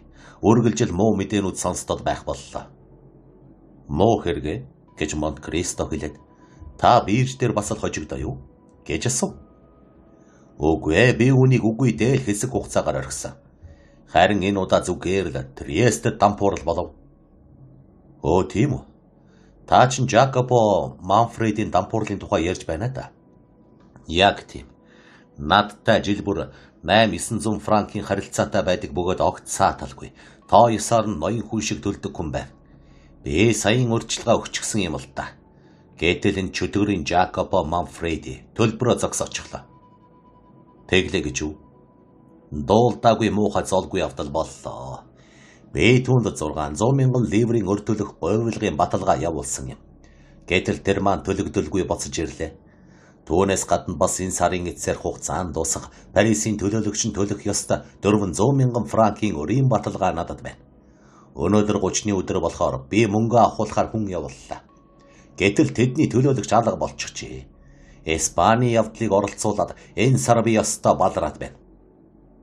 Та тэр Испани явдлаар их юм алдсан гэж юу? Мэдээж хэрэг. Надаас илүү ч үгүй дутуу ч үгүй 700,000 франкийн алдагдал гарсан. Чөтгөр ав гэж. Яаж тийм явдалд учрах нь тэрв? Та ч хашир чон шүү дээ. Энэ явдал ихнэрээ эсэл болж байгаа юм. Дон Карлос Испанда буцаж ирлээ гэж зүүдэлж гэн. Тэр зүүдэндээ итгэдэг юм аа. Зүүдэ том мэргэн гэд нэг юм зүүдэлбэл уг явдал заавал тэр ёсоор болно гэж зүтгэдэг хүн. Би түүний дураар аашлахыг зөвшөөрдөг юм. Тэр үнд өөрт нь ховийн хөрөнгө өөрийн хэрэг хөдлөгч байдаг. Хожигдоод л байдаг да. Үнэндээ миний мөнгөөр бос өөрийнхөөрөө тоглодог л доо. Эхнэр нь 700,000 франк алдаж орхихлоор нөхөрт нь баг зэрэг нөлөөлж орхих юм. Та үнийг дуулаагүй гэж юу? Энэ тухай бөөн шууган болсон шүү дээ. Би энэ тухай дуулсан. Харин тодорхой мэдээгүй байсан юм. Тэгээд ч би биржийн ажил явдал огт мэддэггүй амтан байгаа юм. Та бирж дээр юр азаа туршдаггүй хүн үү? Би юу? Хэдийд нь би ашиг хонжоо хөөцөлдөх үү? Орлогоо дөнгөж тоолж амжиж байх юм. Би даамласаа гадна нэг дэмч мөнгөний нэрвтэй болох хэрэгтэй юм шиг байна. Ингээд Испанийнхаа тухай ярив. Хадагтай зөвхөн Дон Карлосын буцаж ирлээ гэж зүудлээд зогсоогүй баймаар юм а. Энэ тухай сонин дээр бичсэн биш билүү? Та сониннуудад итгэдэг гэж юу? Огтхон ч үгүй. Гэвч тэр шудраг мэдээ сонинд зөвхөн сахилгаан мэдээгээр ирсэн баримттай зүйлүүдийг нийтэлдэг биш билүү? Чохомхоо энэ л ойлгогдохгүй байгаа юм гэж Данглер хэлээд Дон Карлосын буцаж ирсэн тухай мэдээ үнэхээр сахилгаанаар ирсэн зүйл байгаа юм гэв. Тэгэхээр та энэ сард бараг цаалбала сая 700,000 франк алдаа юу гэж Монте-Кристо хүн хэлэхэд Данглер бараг цаалагч биш. Яг 40-ыг алдаад байна гэж хариулв. Чөтгөр ав гэж 3 дугаар зэргийн хөрөнгөтэй хүнд бол хатуу цохилт юм да гэж Монте-Кристо санаа зовсон мэт өгүүлжээ. Тэгэхэд Данглер баг зэрэг гомдсон янзтай. 3 дугаар зэргийн гэдэг чинь юу гэсэн үг вэ гэж асуув. Тийм ээ. Менийхэр бол хөрөнгө чинээ бол 3 зэрэгтэй байдаг юм. 1-р, 2-р, 3-р зэргийн хөрөнгө байдаг. 1-р зэргийн хөрөнгөтэй хүн гэж гар доороо газар, уурхай, Франц, Австри, Англи мэтийн гүрнүүдийн цаасан дэвсгэрч зэргийн 100 сая франкын хэмжээнд хүрэх хөрөнгө бүхий хүмүүсийг хэлнэ. 2-р зэргийн хөрөнгө гэж жилд хагас саяас доошгүй орлого олдог үйлдвэрийн газар, хувь нийлүүлсэн хоршоо, газар эдлэн бүхий нийтдээ 50 саяас доошгүй хөрөнгөтэй хүнийг хэлнэ. Эцсийн буюу 3-р зэргийн хөрөнгө эргэлтэд оруулсан хөрөнгөнийх нь орлого хэн нэгэн хүн дампуурхаас шалтгаалах бусдын дур зоригч юм уу? Цахилгаан мэдээ, санамсаргүй 8 зэрэг дээдийн хүчнээс бус байгаль хэмээгдэгч доод хүчнээс алдаж хожиж байдаг хөрөнгийг хэлнэ.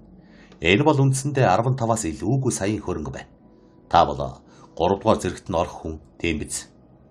Үнэ гэж Данглер хариулахад Монте-Кристо огтхон жажиггүй цааш үргэлж дүүлэн. Түүнээс үсгэд үүн шиг л 6 сар үргэлж илбэл энэ 3-р зэргийн хөрөнгө балархын даваан дээр очиндоо гэв. Өө та мөн явуулж байна гэж Данглер төдийл хөвгөлтөө бишээр нэмцэглэн ал гуурхнаар хэлэхэд Монте-Кристо өнөөл байдлаарай. За яах вэ? 7 сарч болог. 7 дахин 1 сая 700,000 франк гэдэг чинь бараг 12 сая франк болно гэж та юу н бодож үзсэн үү? Үгүй ээ. Хэзээ ч үгүй биз дээ. Тэгж бодоогүй чинь сайн.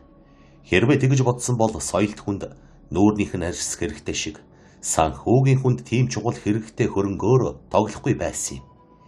Бид их багч гэсэн тансаг хувцас өмсдөг болохоор тэдгээр маань биднийг жинтэй болгодог. Харин хүн үхэхэд түнд зөвхөн арьсал үлддэг. Тааж гэсэн ажил хэрэгээ орхиход хүрэхэд ихтэй л 5-6 саяын хөрөнгөтэй хоцрон шүү дээ. 3 дугаар зэргийн хөрөнгө бол утаа үнээр дундаа томрон харагддаг хүч чадал нь их бага байх нь хамаагүй бух тэрэг юм шиг. Тийм хөрөнгөний 3/1 буюу 4/1 нь цаана бодиттой байдаг юм. Тэгэхээр таны бодиттой хөрөнгө 5 саяас бараг 2 саяын саяхан алдагдчихж. Ингэхээр таны үндсэн хөрөнгөний хэмжээ буурчээ. Тэрхэм данглар минь. Өөрөөр хэлбэл таны цусыг ханчхаж гэж бодвол одоо дахин 4 удаа ингэж ханавал даруй үхэлд хүрч болох болжээ. Тэрхэм найз минь, болгоомжтой байгаарай. Танд мөнгө хэрэгтэй юм биш биз? Би танд зээлдүүлэх үү? Гэв. Гэлсэн хэдий боловч та муу тооцож байна гэж данглар өөрийн бүхэл тэсвэр хатуужлыг дайчлан хэлээд. Энэ үеэр миний кас өөр амжилттай ажиллагааны үрээр алдсан олсон. Алдсан цусаа тижээлэр нөхөж авсан юм. Би Испани тулаанд хожигдож Трестэд цохигдсон боловч миний энэтхэгийн флот хэдэн онгоц барьж авсан байж магадгүй. Миний хайгуулчид Мексикээс ямар нэг хүдрийн уурхаа олсон байж магадгүй гэж хэлв. Сайхан хэрэг. Гэвч шар хүлцсэн болохоор анхны алдагдал гармагцал цус гоожиж эхлэх болно. Үгүй би яг таг ажиллах учраас тэгэхгүй гэж данглар өөрийгөө өндөрт бодож сурчсан хүний заншлаар бие магтаад намайг унгах гэвэл 3 улсын засгийн газрыг унгах хэрэгтэй болно гэв. Тэр яах вэ? Ийм явдал тохиолдож байсан. Тарай Жимс хаан жургахгүй үед л магадгүй. 7 тарган 7 туранхай үнэний тухай санаарай. Эсвэл фараоны үед тэнгисийн ус эргээсээ бутсан шиг болох гэж үү? Тэнгис ч олон доо. Гэвч хөлөг онгоцнуудыг жингийн цуваагаар сольчихгүй юу? Тэгээд л болох нь тэр. Тэгвэл бөөрцсөн. Эрхэм хүндэд данглар. Би андуу бодож. Та ч 2 дугаар зэргийн хөрөнгөтнүүдэд хамаарагдах хүн байж гэж Монт Кристо хэлв. Ийм нэр төрийг хүртэж болох байх гэж бодож байна гэж данглар хэлээд Монт Кристогийн боддгоор хуухан зураачид эвдэрхий балгас зурхтаа оруулан зурдаг тосорхой гөнгөтэй сарны дүрсийг санагдуулам эвгүй нэмцэглэж. Бид нэгэнд ажил хэргийн яриа ярьж байгаа болохоор би эрхэм Кавалкантийн тулд юу хийвэл зохих вэ? Гэж яриагаа өөрчлөх завшаан олдсонд баярлан асуув. Хэрвээ таны банкнд данс нэгэд та түнд нь итгэж байгаа бол мөнгө өгөө. Яалаа гэж итгэлгүй яах вэ? Тэр өнөөгөө Бозоны гэдэг хүн гарын үсэг зурж танд хаягалсан ард тал дээр нь таны хуудас хавсаргасан 40,000 франкийн чек авч ирсэн. Би түнд тэр дорн 40 ширхэг дэвсгэр тоолж өгсөн. Монт Кристо бүрэн сайшаасан янзтай толгойд өгөл. Ингээд зогсоогүй. Тэр бас манайд өөрийн хүүд зориулж данс нээсэн. Уучлаарай. Даруу биш нэг зүйлийг асуучих. Тэр хүүдээ хичнээнийг өгч чинь. Сард 5,000 франк. Жилд 60,000. Би тэггэл байх гэж бодоод байсан юм гэж Монт Кристо хэлснээр мөрөө хавчаад. Кавалкантийнхэн цөмөөрөө жигтэйхэн харамж ус байгаа юм. Залуу хүнд сард 5,000 франк гэдэг юу болох билээ гэв. Залуу хүүд илүү хэдэн мянган юм хэрэгтэй болвол өгч болохгүй. Эцэг нь танд төлж өгөхгүй. Та Италийн саятан хөрөнгөтнүүдийг мэдэхгүй байна. Тэд чинь ёстой л Гарпагонууд гэсэн үг. Тэр дансыг нь хэн нэв? Флоренцийн шилдэг бүсийн нэг болох Фенцийн банк.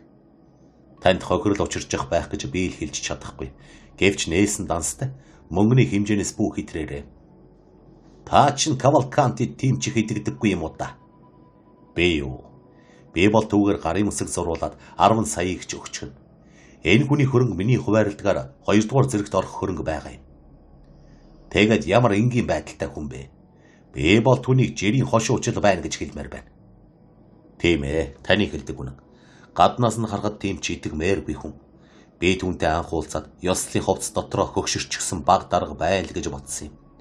Италичууд цөмөөрөл тийм болсон. Дорнодын эд шидтэн шиг гялал заагүй үед ердөөл хөгшин жүүчиг улс байгаа юм. Хөөн илүү дээр харагдаж байдаг шүү гэж данглар хэлв. Баг зэрэг бүрэгдүүхэн боловч ерөнхийдөө нүдэн дулаахан хүн билээ. Гэвч би түүний төлөө баг зэрэг сэтгэл зовж байсан юм. Яагаад? Та манай түүнийг анхаарахад тэр бараг л анх удаа дээдсийн хүрээлэнд орж байсан юм. Надад хэлснээрээ бол тийм юм аа. Тэр маш их хатуу багштай жуулчлан явж байсан бөгөөд Парист ердөө ирж байгаагүй юм. Тэр ямптай Итали хүмүүс зиндааныхаа хүнтэй ханилан суудаг гэсэн байхаа гэж Данглер санаандгүй асуугаад тэд хөрөнгөө нийлүүлэх дуртай байдаг байх та гэв. Ер нь ч тийм ээ. Гэвч Кавалкантийнхан юух нэгч өөрснийхөө дураар хийх дуртай онцлог замтай болсон. Тэр лав хүүгээ энд гэрлүүлэх гэж Францад авчирсан байх.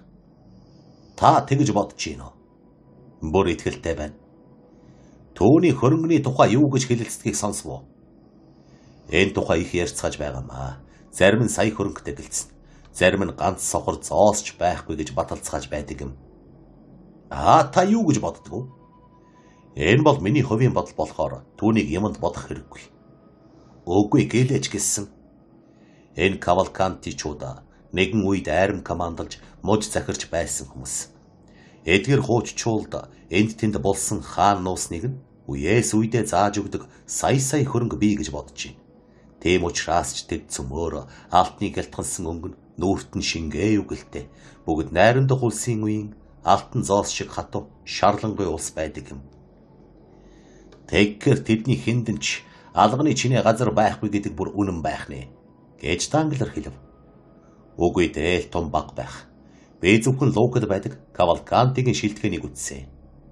Оо, шилтгэнтэй хүн үү гэж Данглер асуугаад нэмсэглэн. Тэр чинь бас нэг хэрэг дээ гэв. Тийм ээ. Түүнийгээ сангийн яамны сайдад хөслүүлчихэд өөрөө нэг жижигхэн байшин суудаг юм. Түүнийг нарийн хүн гэж би танд хэлсэн шүү дээ. Та түүнийг арай дэндүүлж байгаа юм биш биз? Үгүй ээ, би түүнийг бараг танихгүй шүү дээ. Түүнтэй 3 удаа л уулзсан юм. Түүний тухай миний мэдэж байгаа зүйл бол Бузооны ламтнаас өөрөөс нь дуулсан зүйл байгаа юм. Тэр өнөөдөр надад хүүгийнхээ тухай бодож байгаагаа яриад сая хөрөнгөө Итали шиг улсад барьж байхын оронд Франц эсвэл Английн аль нэгэн чилжүүлэн эргэлтэнд оруулахаас буцахгүй байгаа тухайга үе зохиолгож байна билээ. Гэхдээ би Бузооны ламд асар их идэгдэг хэдий ч ямар ч зүйлийг хариуцахгүй шүү гэдгийг хэлчихье. Хамаагүй. Манай банктай харилцах хүн олж өгсөнд баярлалаа. Тийм нэр миний дэвтрийг чимэглэж Кавалканти гэдэг чинь хэн болохыг тайлбарлаж өгсөн мөнгөний нэрвмэн үүнд бахархаж байгаа юм. Үгийн далимд асуухад тэр эрхмүүд чинь хүүхдээ хүнтэй суулгахаар инж өгдөг юм уу? Байдлаас нь болдг юм аа. Алтан урсгалтай гол шиг баян Италийн Тосканы удмын нэг ноёныг нь би таньдаг юм. Тэр хүн хүүхдүүдээ өөрийнх нь санаанд тохирсон эхнэр аппал хэдэн саярч хамаагүй шагнадаг бөгөөд хэрв дур зоргоос нь зурж эхнэр аппал сард 30 ЭК-гээд болдог байсан. Андре эцгийнхээ хүсэл зоригоор эхнэр авъя гэж бодоход хошууч түүнд 2-3 саяыг өгч мэднэ. Жишээ нь тэр эхнэр нь банкны эзний охин бол Лав хүүгийнхээ хадмынд ажил явдалд оролцсон доо. Тэгтэл чин хүүгийнх нь эхнэр санаанд тохирохгүй бол өнгөрхөн тэр тий. Кавалканти аав мөнгөнийхөө авдрын төлхүүрийг цоожинд шургуулж 2 эргүүлээд халаасандаа хийж орхивол манай Андре хүү Парисын яозгүй залуучуудын адил хөзөр мөзөрхөн эргүүлж явах болно доо. Энэ залуу Баварын эсвэл Перугийн гүнжийг олж авар. Тэгээд эхнэр авсныхаа шүн ноёны тэдмийг дээр нь Элдорадог Потоситайн хамт авахыг хүсэх байлгүй. Та ташаарч байна. Тэр алдартан италчууд чинь ердийн үхэх үеэлтнүүдтэй суух нь олон байдаг юм. Тэд Юпитер шиг төрөл холихыг дурладаг улс байгаа юм. Энгэд хүндэт түшээгүн та надаас чухам юу асуугаад байна вэ?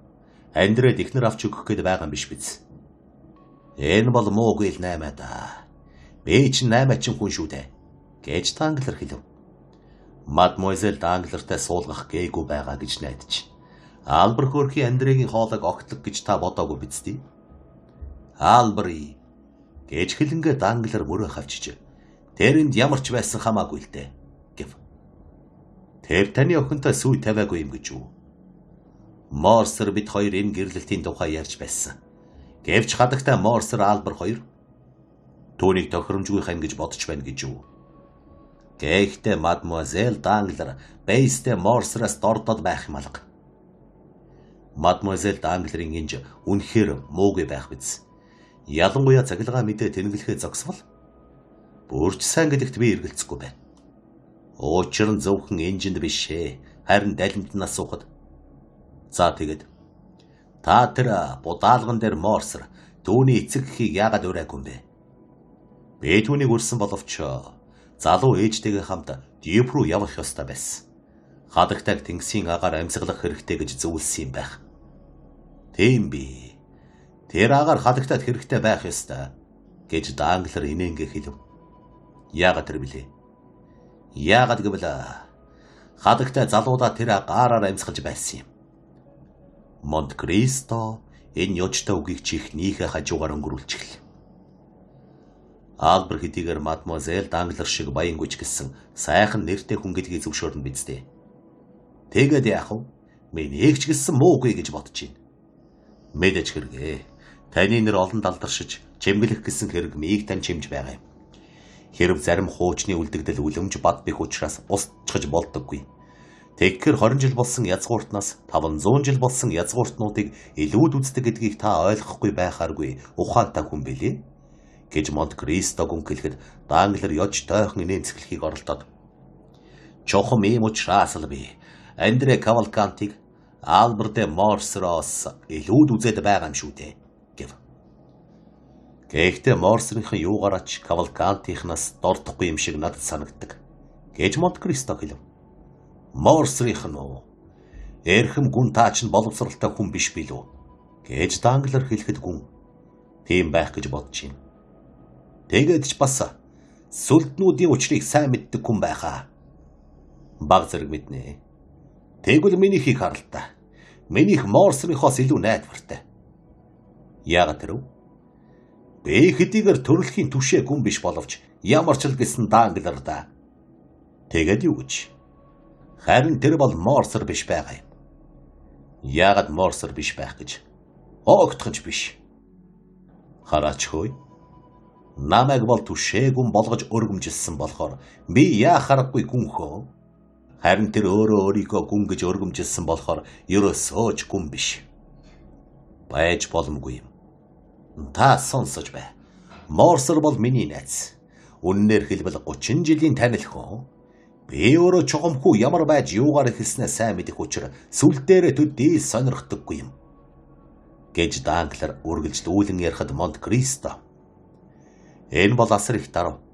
Эсвэл асар их бардмыг гэрчиж байгаа хэрэг гэв. За тэгэхээр намайг бяцхан албан хаагч байхад Морсер жирийн загас ч байсан юм. Тэгэхэд тэр хэн гэдэг нэртэй байсан бэ? Фернан. Зүгээр л Фернан гэж юу? Фернан Мондего гэдэг байсан. Та хэлж байгаадаа итгэлтэй байна уу? Тэгэлгүй яах вэ? Би түүнээс цөөнгүй загас худалдан авч байсан юм чинь. Тэгвэл түүний хүүд яагаад охиноо өгөх гэсэн юм бэ? Яагаад вэ гэвэл Фернан Данглер хоёр хоёулаа азар өөдөж баяжаад язгууртны зэрэгт хүрсэн учраас бэйбидээ тэнцдэг юм. Гэвч түүний тухай улс амтнд жиг жуг ярилцах юм байхад миний тухайд бол тийм юм байхгүй. Чухам юу гэх тэрв? Шайлахгүй юм да. Одоо ойлголоо. Таныг нэрийг нь хэлмэгц Фернан Мондегогийн нэртэй холбогдсон юм санаанд орлоо. Би тэр нэрийг грект байхдаа дуулсан юм байна. Али Пашийн түүхтэй холбогдуулж юу? Яг тийм. Энд нэг битүүлэг нууц байгаа юм да. Би түүнийг олж мэдхийн тулд баггүй юм өгөн дөө. Гэж Данглер хэлв. Эхэд хүсвэл түүнийг илрүүлэхэд хэцүү биш дээ. Яаж? Танд мэдээжээр грект холбоотой хүн байдаг биз? Байлгүй яах вэ? Янанид би юу? Хаан л бол хаан би. Тэгэд Янанид байгаа хүнээсээ Али Табальянид учирсан гай зовлонд Фернан гэдэг нэртэй Франц хүн ямар үүрэг гүйцэтгэлсэн бэ гэж асуугаарай. Таны хэлдэг туйлын зөв. Би өнөөдөр л бичнэ. Гэж хэлээд Данглер эрсгэн босов. Бичээрэй. Заавал бичнэ. Хэрвээ ямар нэг бодлоонтой юм хэлвэл би танд хэлэмц. Би танд баярлах болно. Данглер өрөөнөөс гүйхээр гарч суйх тэрэг өөдөө явав. Вангийн прокурорын албан тасалгаа. Банкны эзний гэр өөдөө дахиж явах зуур хадагтай Данглерын өглөөний зугаалгыг дагаад үзье. Хадагтай Данглер 12 цаг хагаст морд өгөхийг тушаагаад гэрээсээ гарч явсан гэдгийг дээр үгүүлсэн бил. Тэрхүүхэн Сен Жермен рүү чиглэн явснаа Мазарини удамжууд эргэж шин гүүрний цуваа дэлгүүрийн хажуу зогсохыг туушаадаа. Хадагтай Свихтергнээс гарч мохолгуудын дагуу явна. Өглөө гэрээс гарч байгаа дэгжин хүүхний хувцалтгаар тун жирийн байдлаар хувцалжээ. Генего гудамжинд очоод тэрэг хөслөн авч Аарле гудамжаар явахыг тушаал. Тэрбэр тэргэнд ормогц халааснасаа маш шигүү хар гівлүүр гаргаж сүрэл малгаанда бэхлэв. Тэгээд малгайгаа дахин өмсөд халаасны жижиг толинд харж зөвхөн дүүний цагаан арьс гялалцсан нүдийг л харж болох төдий болсонд баярлжээ. Хөлсний тэрэг шинэ гүүрийг өнгөрөн Дофины талбайгаас Аарлегийн орд руу эргэв. Хөдчүүд дөнгөж онгойлгомогц хадагтай данглар хөлсийг нь төлчхөд шатөөд гүйж дээш өгсөн сэмхэн алхааны танхимд орлоо. Өглөөгөр шүүх таслах газарт ажил хэрэг ихтэй. Хүн олонтой зав зайгүй байдаг. Зав зайгүй хүмүүс хадагтайг анзаарч харддаггүй. Тиймэн учир хадагтай данглар өмгөөлөгчдөө хүлээж байгаа бусад хүүхнүүдээс илүү хүний анхаарал таталгүй сэмхэн алхааны танхим дундуур явж өнгөрвөө. Вейлфрийн хүлээн авах өрөө дүүрэн хүнтэй байлаа. Гэвч хадагтай данглар нэрээ хэлэгч хэрэг болсонгүй. Түүнийг орж ирмэгц үйлчлэгч эрхэм бангийн прокурорын ирээрэг гисэн хадагтай мөн эсхийг асуугаад тийм гисэн хариултыг авсны дараа тусгай гудмаар дагуулan Вейлфрийн тасалгаанд оруулав. Бангийн прокурор зөөлөн сандал дээр цаашаа харж суун юм бичиж байв. Хаалга онгойж хадагтай урж ажаа мөө гэж хэлээд хаалга хаагдахыг сонссон боловч өчүүхэн ч хөдөлсөнгүй. Гэвч үйлчлэгчийн хөлийн чимээ дуултахаа болмогцаа түргэн босож хаалгаа дүгжээд хөшгийг нь буулган тасалгааныхаа булан бүрийг тойруулан харав. Тэгээд хэнч гарч хэнч түүний үгийг дуулахгүй болсныг лавлаж аваад санаа намарч. Хадагтай ингэж цаг яг баримталтагт тань баярлаа гэд зөөлөн сандал тавьж өгөв. Хадагтай данглар суухад зүрх нь хүчтэй цохилж арай гэж амсгалж байв. Тантай нүүр учран хоёулахна ярих завшаан дохиолдоогүй болсоор уудлаа гэж бангийн прокурор хэлээд бас зөөлөн сандал дээр хадагтай дангларын өөдөөс гарч суугаад харин маш хүнд яриа ярих гэж байгаа нь даанч харамсалтай бай гэв. Энийрэ танаас илүү надад хүнд байгаа боловч таныг эргэсэн даруйд чинь хурж ирснийг харж байгаа биз. Вейлфор гашуунаар нэмсэглэв. Тэгээд хадагтай дангларын үгэнд хариу өгөхөөс өөрийнхөө сонсонд хариу болов уу гэлтэй. Тэгэхээр та бид хоёрын хийж байсан бүх явдал бидний өнгөрсөн үеийн байдал заримдаа баргар бараа, заримдаа гэгэн гэрэлтэй уулмар үлдээсэн нь үнэн юм шивдэ. Үнэн дээр та бид хоёрын амьдралын зам дээрх алхаа маань элсэн дээгүр мөлхөж урагшсантай адил бөгөөд содол татсан уулмар үлдээжээ. Ай хөөрхий. Энэ уулмурыг олон хүн нулимсаараа усалжээ гэв. Эрхэм минь. Миний сэтгэл ямар их догдолсон байгааг ойлгож байгаа биз. Намайг хайрлаач. Гуй танаас. Энэ тасалгаанд энэ сандал дээр чичирч бэмбэгнэн ичиж зовсон хэрэгтнүүд хичнээн сууж байсан бол өнөөдөр чичирч доглон ичиж зовсон би ч бас сууж байна. Би өөрийгөө хэрэгтэн таныг аимшигт шүүгч гэж бодохгүй байхын тулд бүх ухаан санаагаа зарцуулах хэрэгтэй байгааг та ойлгож үзээч. Вейлфор толгоогоос эксрээд хүн дээр санаалтал. Би болоо.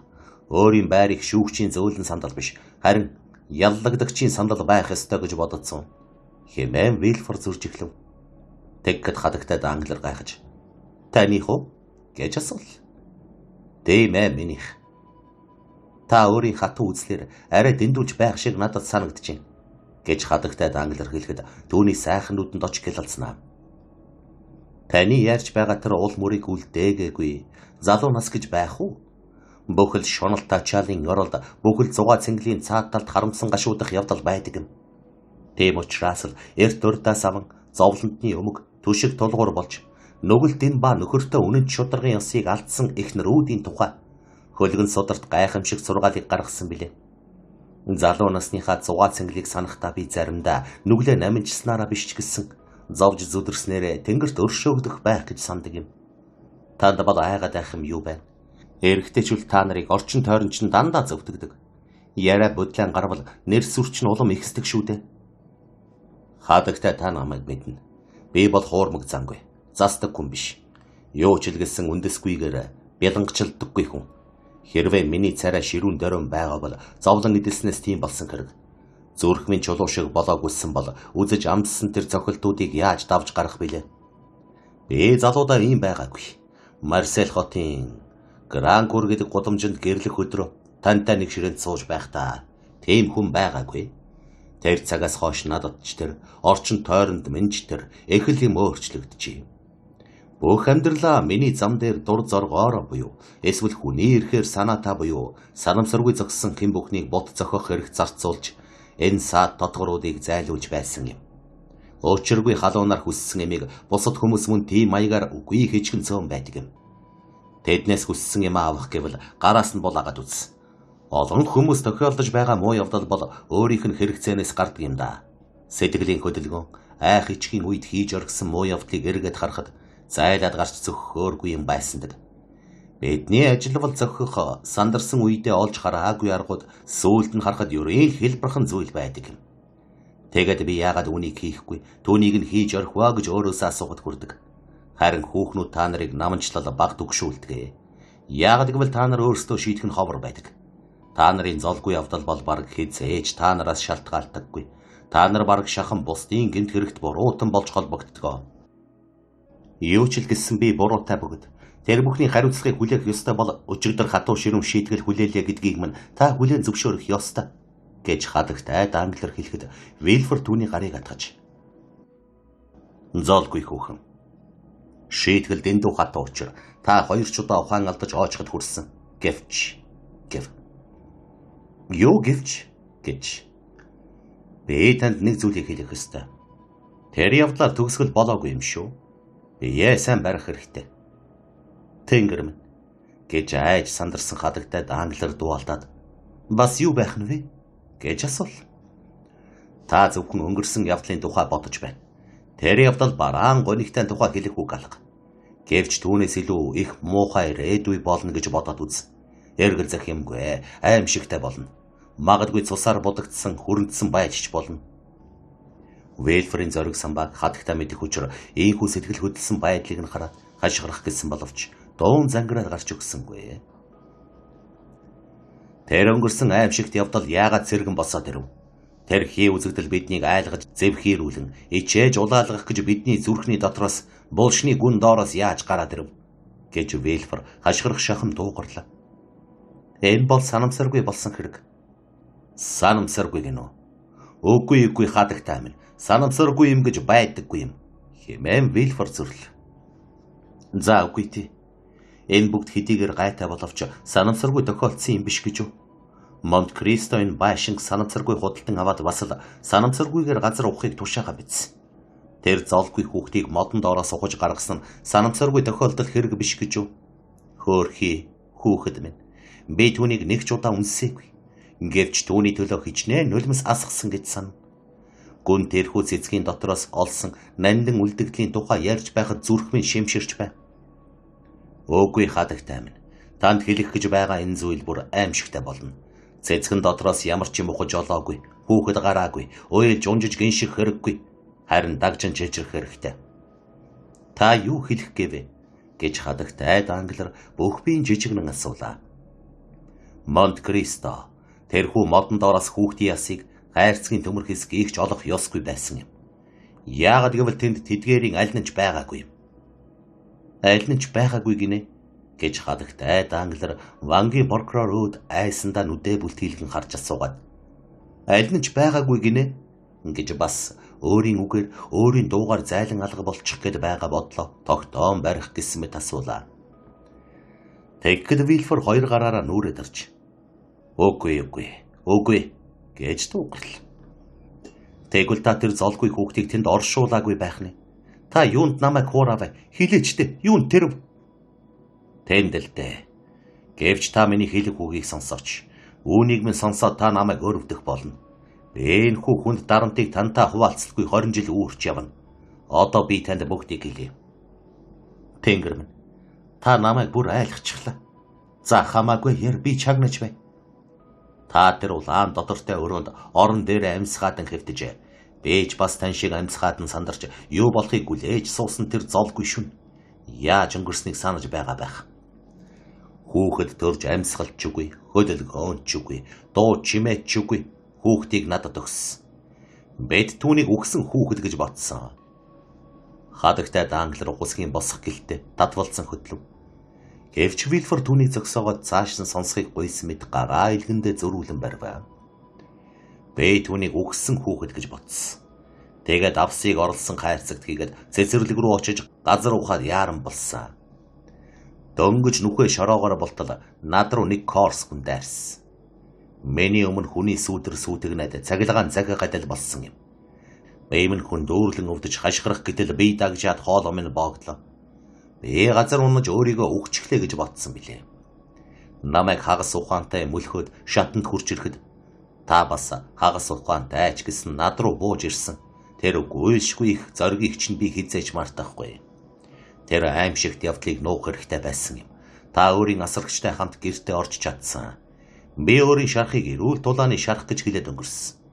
Бидний нууц ингэж санснаас илүү хадгалагдаж чадсан юм. Намайг Версалд авчирсан. 3 сарын турш үхэлтэд тэмцэлсэн. Тэгээд сүүлд нь алгуурхан идгэрч эхлэхэд намайг өмнө зүг рүү нар салхинд яв гэсэн. Парисаас шалон хүрхэхээр 4 хүн өргөж явсан. Даннуургийн араас хадагтай Вильфор сүйх тэргэнд сууж даган явсан. Би шалооноос цааш сооноор хөвж тэндээсээ Роноор дамжин Аарл хүрсэн. Аарлд намайг дахин Даннуурга дээр тавьж Марсель хот хүрсэн. Би хагас жил болж байж эдгэрсэн. Би таны тухай юу ч дуулаагүй. Асууж зүрхлээгүй. Тэгээд Парист буцаж ирээд таныг бэлэвсрээд данглартай суужээ гэдгийг мэдсэн. Би тэгэхэд ухаан орсноос хойш юу бодож явсан гэж. Ганцхан л хүүхдийн хүүрийн тухай бодож байлаа. Шөнө бүрл булшнаасаа гарч ирээд намайг гараараа занаж байна гэж зүүдэлдэг байв. Би Парис дэрмэгцээл бүх зүйлийг сургалж мэдсэн юм. Биднийг явснаас хойш тэр байшин хинч сууж байгаагүй байснаа дөнгөж саяхан 9 жилийн хугацаагаар хүнд хөлслүүлснийг мэдэж авлаа. Тэгэхээр хөлсөлж авсан хүн дээр очиж талигач ихнэрийн маань эцэг эхийн байшин өөр хүн шилжихийг хүсэхгүй байгаагаа хэлж гэрээ цуцсны төлбөрийг төлье гэж хэлв. Надаас 6,000 франк авна гэсэн. Харин би бол 10-20,000 франкч төлөхөд бэлхэн байсан.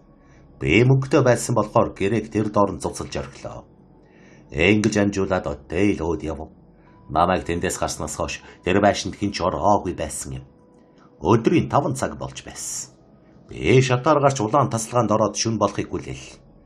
Тэнд хүлээж байх зур жилийн турш сэтгэл зовж байсан тэр зүйл уламж аимшигтай санагдаж байв. Тэр корс хүн надаас цусаар өшөө авна гэж тангаргалсан юм. Тэгээд Немас Парис хүртэл намайг мөрдөн дагаж байгаад хутгалжээ. Энэ корс хүн намайг газар ухаж хүүхэд болохыг харсан байна. Тэгэхээр тэр таныг хэн болохыг бас мэдэж болно. Мэдчихсэн байж ч магадгүй. Тэр хүн тэрхүү аимшигт нууцыг хадгалахынхаа төлөө танаас төлбөр нэгвэлье. Тэр намайг хутгалаад алж чадаагүйгээ мэдвэл энэ нь түн сайхан өшөө авалт болох юм. Тэм учраас өнгөрсний уулмөр эд мөрийн баримтыг устгах нь чухал гэж үзсэн юм аа. Миний санаанд үлдэж хадгалагдсан тэр зүйл үүдэл хангалттай хойно. Эм учраас гэрээ хүчингүй болгож дийшээ давхан очиж шүн болохыг хүлээж суусан минь тэр. Шүн боллоо. Би бүр харанхуй болохыг хүлээж байв. Би харанхуйд сууж байсан бөгөөд салхи сэвэлцэхэд хөшиг хөдөлж цаана нь танд уул туршуул этгээдүүд нуугдаж байгаа юм шиг санагдаад байв. Би байн цочиж татвас хийж байв. Ард талд маань ор байсан бөгөөд та түн дээр гиншиж байх шиг санагдаад эргэж харах даач айж байв. Энэ чимээ энергийн донд зүрх минь яаж цохилж байгаа хүртэл дуулдаж байв.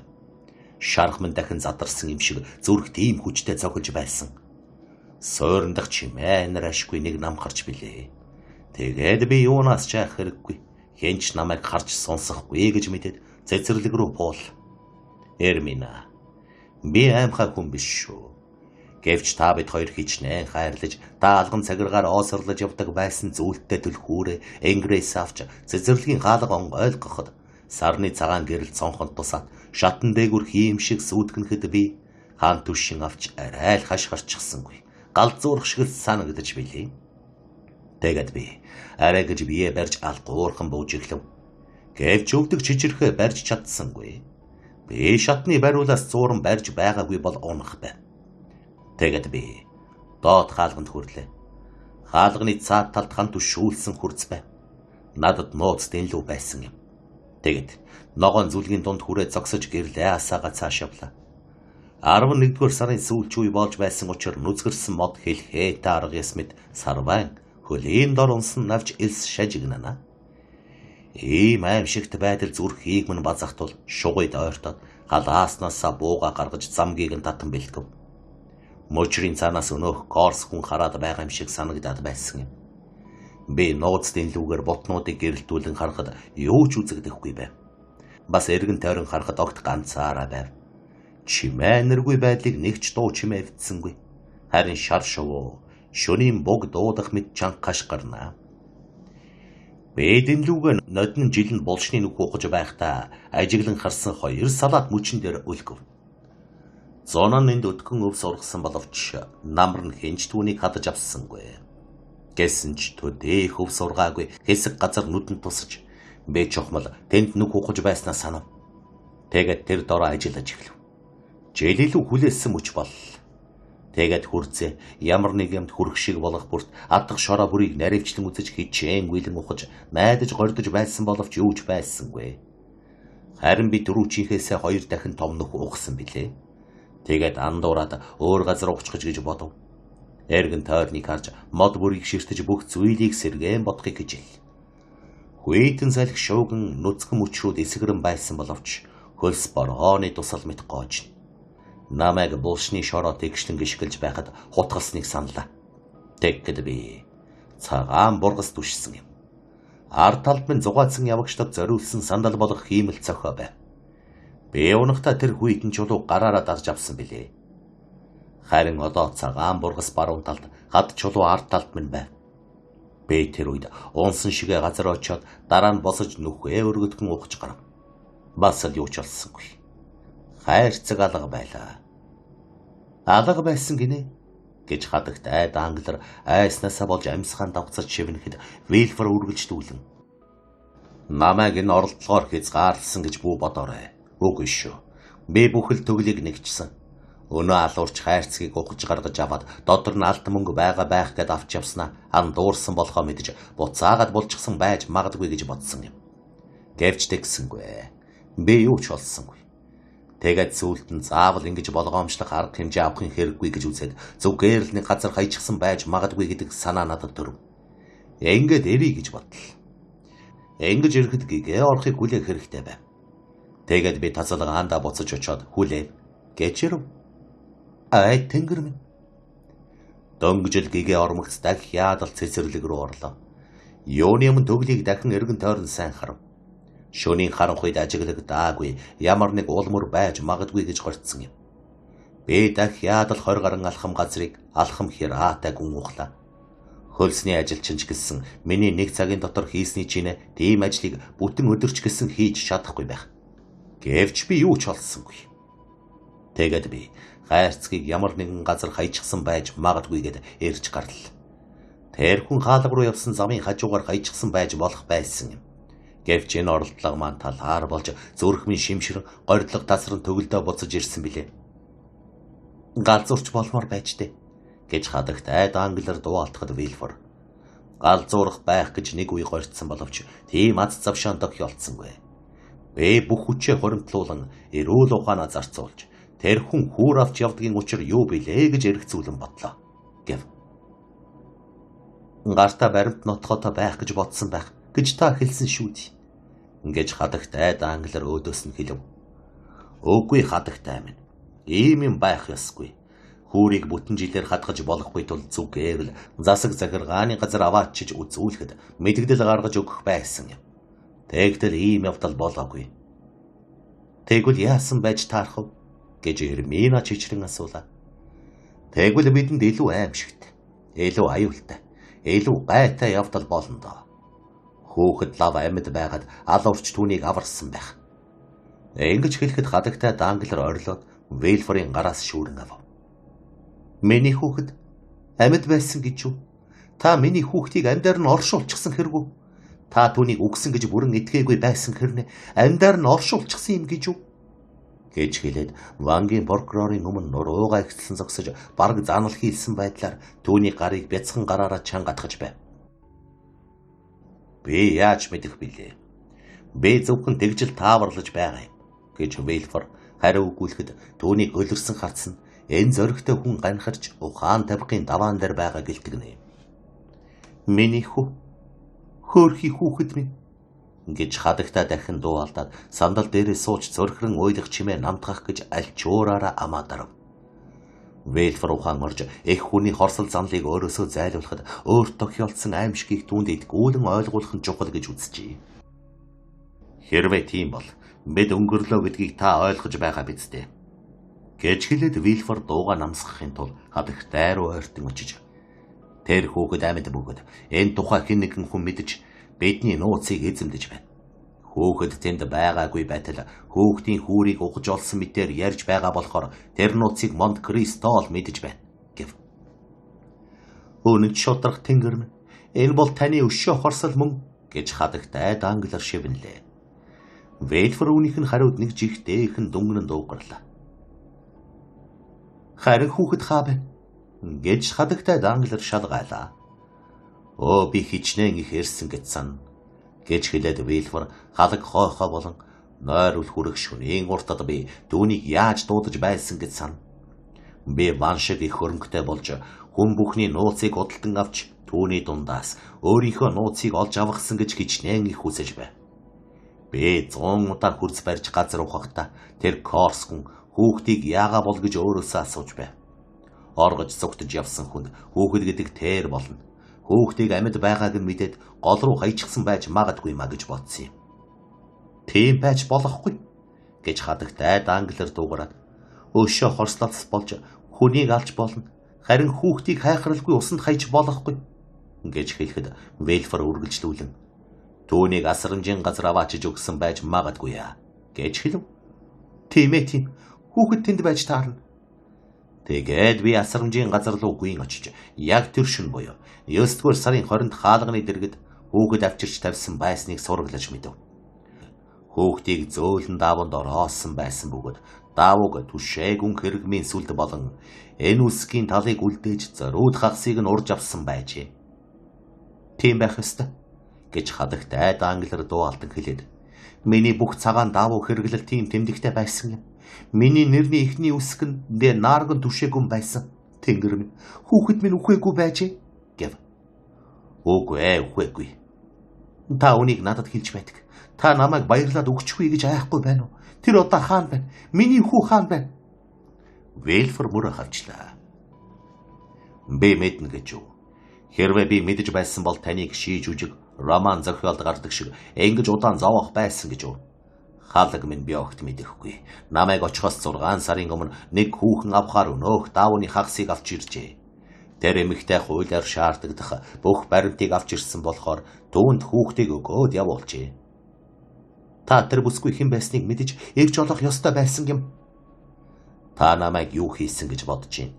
Шүүхийн мөрдөг гэдэг нэрийн дор хамгийн шалмаг эрүүлж хамгийн хашир цагдаагийн төлөөлөгч нарыг эмэгтэй мөрөөр явуулсан.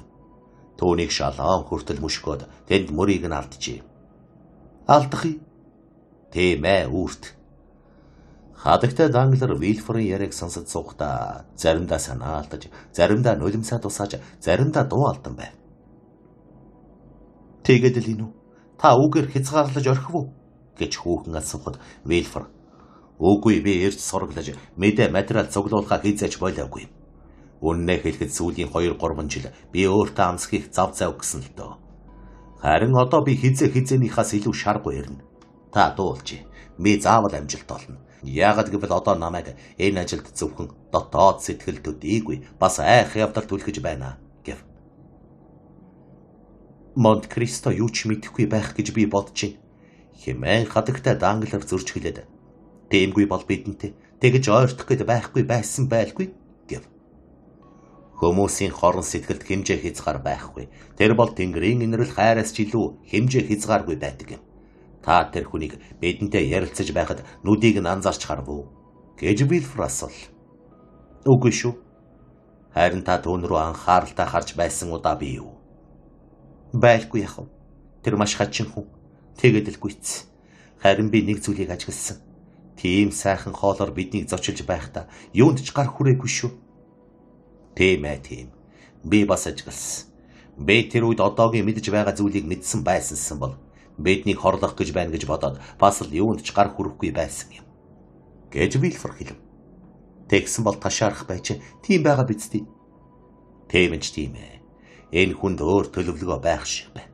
Чухам энэ учраас тантай уулзаж ярилцсан юм бүхнээс ялангуяа тэр хүнээс болгоомжиж байхыг захих гэсэн юм. Гэж хэлээд Вильфор хадагтайг уламширтан харж та бидний холбооны тухай хэнд ч хэлээгүй биз гэж асуув. Хээзээч хэнд ч хэлээгүй. Шалгаж байгааг минь уучлаарай гэд Вильфор зөөлхнөр үргэлжлүүлэн би хэнд ч үгүй биз гэж байгаамаа энэ ертөнц дээр хэнд ч хэлээгүй биз гэж асууж байгаа хэрэг юм шүү. Та ойлгож байгаа биз? Гэхэд хадагтай царай улааж тийм ээ сайн ойлгож байна. Хизээч хэлээгүй гэдгээд танд тангаргалаа гэж хариулв. Өдрийнхөө хийсэн юмыг үдшин тэмдэглэдэг заншил байхгүй биз? Та өдрийн тэмдэглэл хөдөлдөг үү? Үгүй. Миний амьдрал уймаа шууган дунд өнгөрдөг. Би юу болсныг өөрөө ч мартчихдаг юм. Та шин зүудэлж ярьдаг уу? Би хүүхэд шиг л бухимддаг. Та мартчихлаа гэж юу? Гэт хадагтай царай улааж Вильфорын царай үхээрээ мэдсэв хийрлээ. Нэрэ тийм дээ гэж Вильфор дөнгөж дуулдах төдий дуугарв. Тэгэд цааш нь гэж хадагтай асуухад Вильфор цаашны би юу хийвэл зохихоо мэдл. Монт Кристо гэж чухам хэн болох? Хаанаас ирсэн? Хаашаа явж байгаа ба цэцэрлэг дотроос нь хүүхэд олдсон тухай тэр ямар санаатай бидэнд ярьсан учрыг 1-7 хонололгүй мэдэх болно гэж хэл. Хэрвээ гүн энэ үгийг дуулсансан бол цочин дав хийхээр тийм өнгөр Вильфор үүнийг хэлвэ. Дараа нь хадагт айн доромчхон өгсөн гарыг атахад түүнийг ихэд хүндэтгсэн маягтай үүд хүртэл гаргаж өгөв. Хадагтай данглар өөр тэрэг хүслэн аваад гүүр хурч цаад талд нь түүнийг хүлээнгээ үүргэлэн байгаа хөтөж Суиг тэрэг хоёроо олж авпа. Өрлөг. Тэр өдөр хадагтай дангларыг Вангийн прокурорын тасалгаанд байсан тэр үеэр Элдер гудамжаараа нийс үех тэрэг гарч ирэн 27 дугаар байшингийн дааман хаалгаар орж хашаан дотор зогслоо. Тэрэгний хаалга онгойж дүүн дотроос хадагтай морсор хүүгийнхээ гарыг түшин гарч ирлээ. Албар ээжигээ тасалгаанд нь оруулж өгөөд тэр дороо өөртөө халуун ус морь 2 захиалж орхиод дараа нь гэрийн үйлчлэгчээрээ туслуулан хувцас солин Элисейн тал руу Монт Кристогинд хүргэж өг хэмээн тушаав. Гүндүүнийг ердийнхөрөө инээмсэглэн угтваа. Энэ хүний зүрх сэтгэл оюун ухаанд жаахан чатууга нэвтрэн орж болохгүй хачин хэрэг байв. Төвний сэтгэл оюунд хүчээр нэвтрэн орох гэж оролдсон хүмүүр ингэж хэлж болдгсон бол давшгүй хан хэрэмтэй тул гардаг байв. Гараа алдлан тэвэрхээр очсон морсор түүнийг хараад өрийн ирэхгүй гараа буулган гүн хичнээн илдэгхэн нэмсэглэж байсан боловч дүүнтэй зөвхөн гар барив. Харин Монт Кристо гүн ердийнхөө заншлаар түүний гарыг атгасангүй. Зөвхөн гарт нь хуруу хүргэх төдий боллоо. Эрхэм гүнтэн би хүрээд ирлээ гэж Албар хэлв. Морилон орохыг хүсье. Би дөнгөж цагийн өмнө ирсэн. Диапасо. Трепорос ирлээ. Оо тийм л дээ. Хамгийн түрүүнд тань дээр ирлээ шүү дээ. Энэ ч тун сайхан хэрэг байна гэж ямар ч үгийг хэлэх байсан гайхамшиггүй өнгөөр Монт Кристо хариу барив. За сони юу байна? Сони юу байна? Та гаднаас ирсэн хүнээс ийм юм асуугаад яах нь вэ? Та миний хэлснийг ойлгосонгүй. Та миний төлөө ямар нэг юм хийв үү гэж асуух гэсэн юм. Та надад ямар нэг юм даалгасан гэж юу? Гэж Монт Кристо сэтгэл зовсон дүр үзүүлж асуухад Албар. Та битгий хайхрамжгүй байдал үзүүлэх гээд байгаа ч зайнаас ч гэсэн бие биедээ талтай байдаг холбоо байдаг гэж ярьцгаадаг. Тэгэр би репорт байхдаа ийм цагилгаа мэд нөлөөг мэдэрч байв. Та миний төлөө юу ч хийгээгүй байж болно. Гэхдээ миний тухай бодож байсан да гэв. Энэ магадгүй. Үнэн дээр таны тухай бодсон шүү. Харин таны хэлж байгаа миний бие дамжуулагч нь болсон цагилгаан бол миний хүсэл зоригоос гадуур танд нөлөөлсөн байх гэж Монт Кристо хэлв. Тийм гэж үү? Яагаад гэдгийг хэлж өгөөч. Маш амархаа. Данглар манай зогт өргөцсөн юм. Үүнийг би мэднэ. Ээж бид хоёр түүнтэй уулзахаас зайлсхийхийн тулд тэгж явсан шүү дээ. Харин тэр Андре Кавалкинтэй та хамт манад хоол идсэн. Таны Итали ноёнтой юу? Тэгж хэдрүүлэх хэрэггүй. Андре өөрийгөө зөвхөн бейсэл гэдэг юм. Өөрөө тэгдэг гэж юу? Тийм ээ. Тэгвэл тэр чинь бейс биш юм уу? Би хаанаас мэдэх вэ? Тэр өөрийгөө тэгж нэрлдэг болохоор би тэгж нэрлдэг. Бусад хүмүүс ч бас тэгж нэрлдэг. Тэр үнэхээр бейс байлаач гэсэн ямар хамаа байх билээ, тийм үү? Гойдын санаа хэллээ шүү. Тэгэд юу тэгэд гэж? Данглар танад хоол идсэн гэсэн биз дээ. Тийм ээ. Бас таны Андре Кавалканти бейс түүний эцэг Бейл, хатагтай Данглар, Вильфор их нэртэйг бас гайхам залуу Дебре, Максимилиан Морл бас өөр хэмэлээ. Байц. Тийм Шаториано байсан. Миний тухай ярив уу? Нэг ч үг яриагүй. Тэр тусмаа муу да. Яагаад? Та ч өөрийнхөө тухай мартаараа гэсэн шиг надад санагдчихэв. Тэгээд л таны хүслийг биелүүлсэн юм. Хүндэт гүмэн. Хэрвээ миний тухай яриагүй боллоо, миний тухай их бодсон байх ёстой. Энэ нь миний сэтгэлийг эвгүй зүйлж байна. Мадемуазель Данглар таны тухай бодсон хүмүүсийн тоонд л байгаагүй бол танд хамаагүй юм биш үү? Гэхдээ тэр бүсгүй гэртээ таны тухай бодож болох юм байна шүү. Тэр талаараа бол санаа зовхгүй байна. Тэр хүүхэд миний тухай бодсон байлаа гэхэд би түүний тухай боддгоос өөрцгүй юм бодох ёстой. Мөн талтай байна. Ингээд та хоёр бие үзэн яддаг юм шиг дээ гэж гүнхэлэхэд Морсер.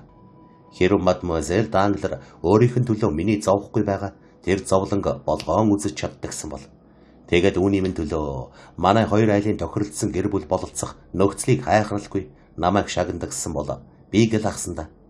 Өөрөөр хэлбэл тэр бүсгүй сайхан явдаг хүүхэн байж чадна. Харин ихнэр болно гэвэл ёстой чөтгөр гэж Морсер хэлэхэд та ирээдүйн ихнэрийнхээ тухай муугэл бодолтой байгаа юм шүү гэж Монте-Кристо хэлээд инэв.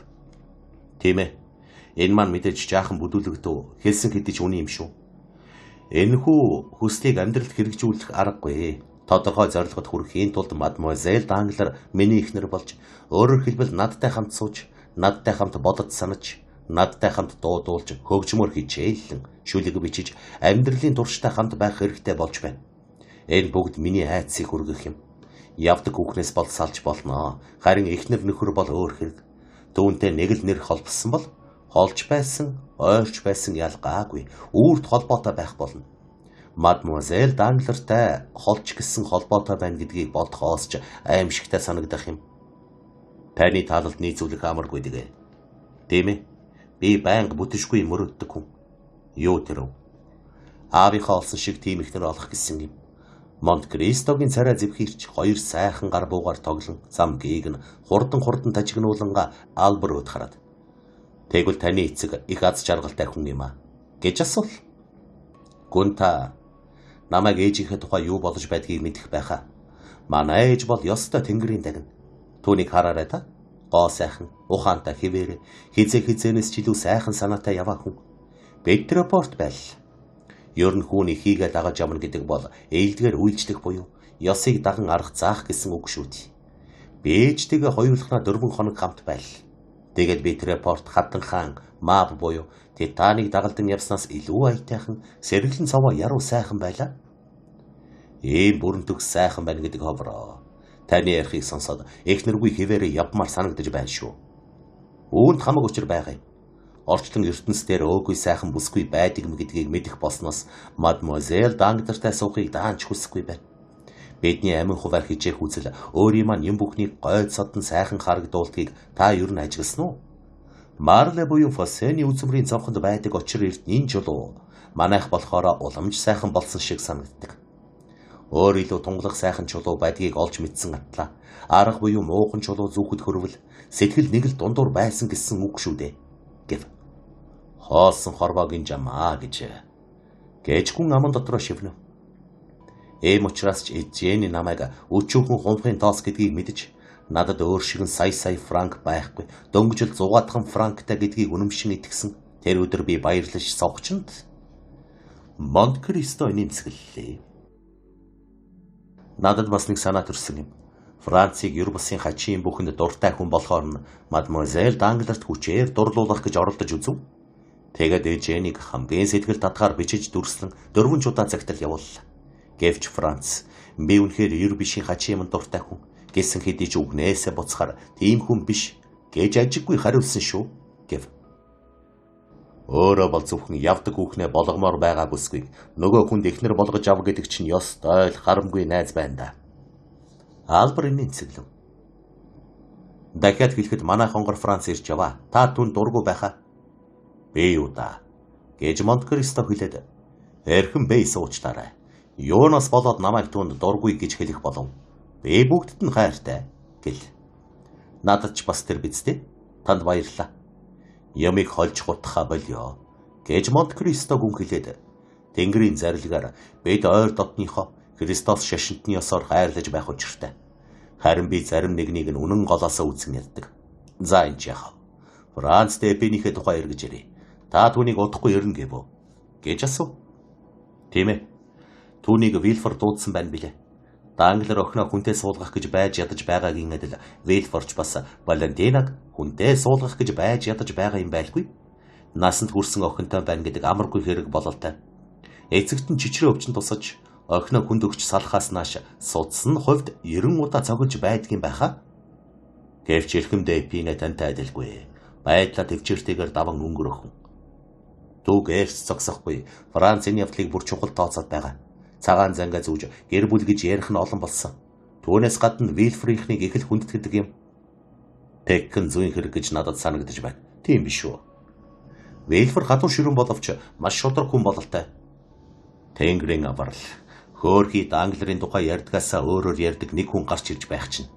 Гэж Монте Кристо хэлв. Би түүний охинтой суух ёсгүй болохоор тэгж байгаа байж ч магадгүй. Гэж Аалбар инээн хариулахад Монте Кристо. Эрхэм минь. Та ер нь сонин хүн байна шүү гэл. Би юу да? Тийм ээ. Алив. Ороомл навчин тамхи аваач. Дуртай явъя. Та намайг яагаад сонин хүн гэж юм? Мадемуазель Данглертай суухгүй гэж байдгаараа зүтгэн эсэргүүцэж байгаа болохоор ч тэгж байгаа юм. Та бүх зүйлийг болдгоороо болог гэдэл орхичих. Тааж төрүүлж үгнээсээ ботсон хүн болохгүй байж магадгүй шүү дээ. Оохас гэж Аалбар нүдэ бүлтгэлэн хэлэхэд Монте Кристо өөр өнгөөр үргэлжлүүлэн. Таны хүчээр аваачаа суулгачихгүй шүү дээ чөтгөр ав. Бейстайнкд Данглерийн охинтой суухгүй гэж үнэхээр хүсээд байгаа юм уу? Гэж үгүйл. Үүний тулд би 100,000 франк чигнэ. Тэгвэл одоо баярлаж явж болно. Данглер мөн таны адил зорилгод хүрэхийн тулд 2 дахин ихийг төлөхөд бэлхэн байгаа. Нэр юу? Ёстой аз байна да. Гэж Аалбар хэлсэн боловч царай нэг л айгүй иргсэн байртай болоод. Гэхдээ Данглер шалтгаан байгаа болоод л тэр байх та гэв.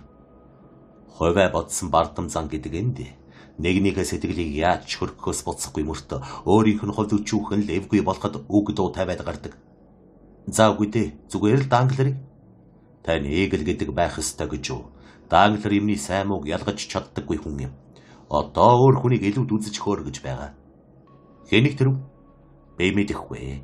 Харин та ажиглаж байгаад олж мэдээд өөрийнхөө эрх ашигт зориулаарай. За тийм би.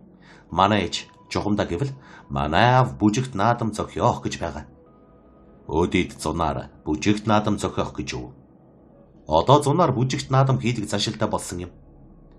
Тийм заншилтай болоогүй ч байлаа гэсэн хадагтай хүсвэл тийм заншилтай болчих байлгүй дээ. Муугүй хэллээ шүү. Энэ бол ёстой цэвэр Парисын бүжигт наадам болно. 7 дугаар сард Парист үлддэг хүмүүс бол жинхэнэ Парисийнхан байдаг юм.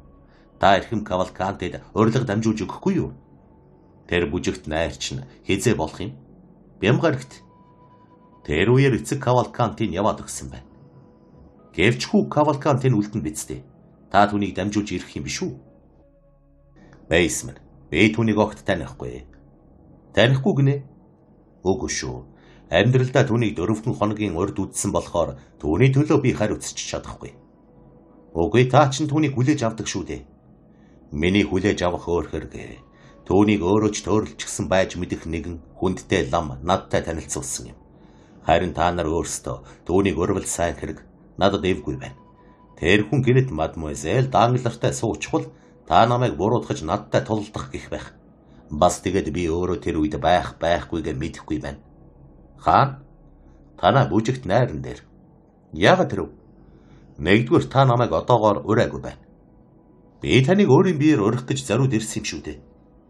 Оо, энэ бол таны талаас тун их найрсаг хэрэг байна. Харин би завгүй байж магадгүй.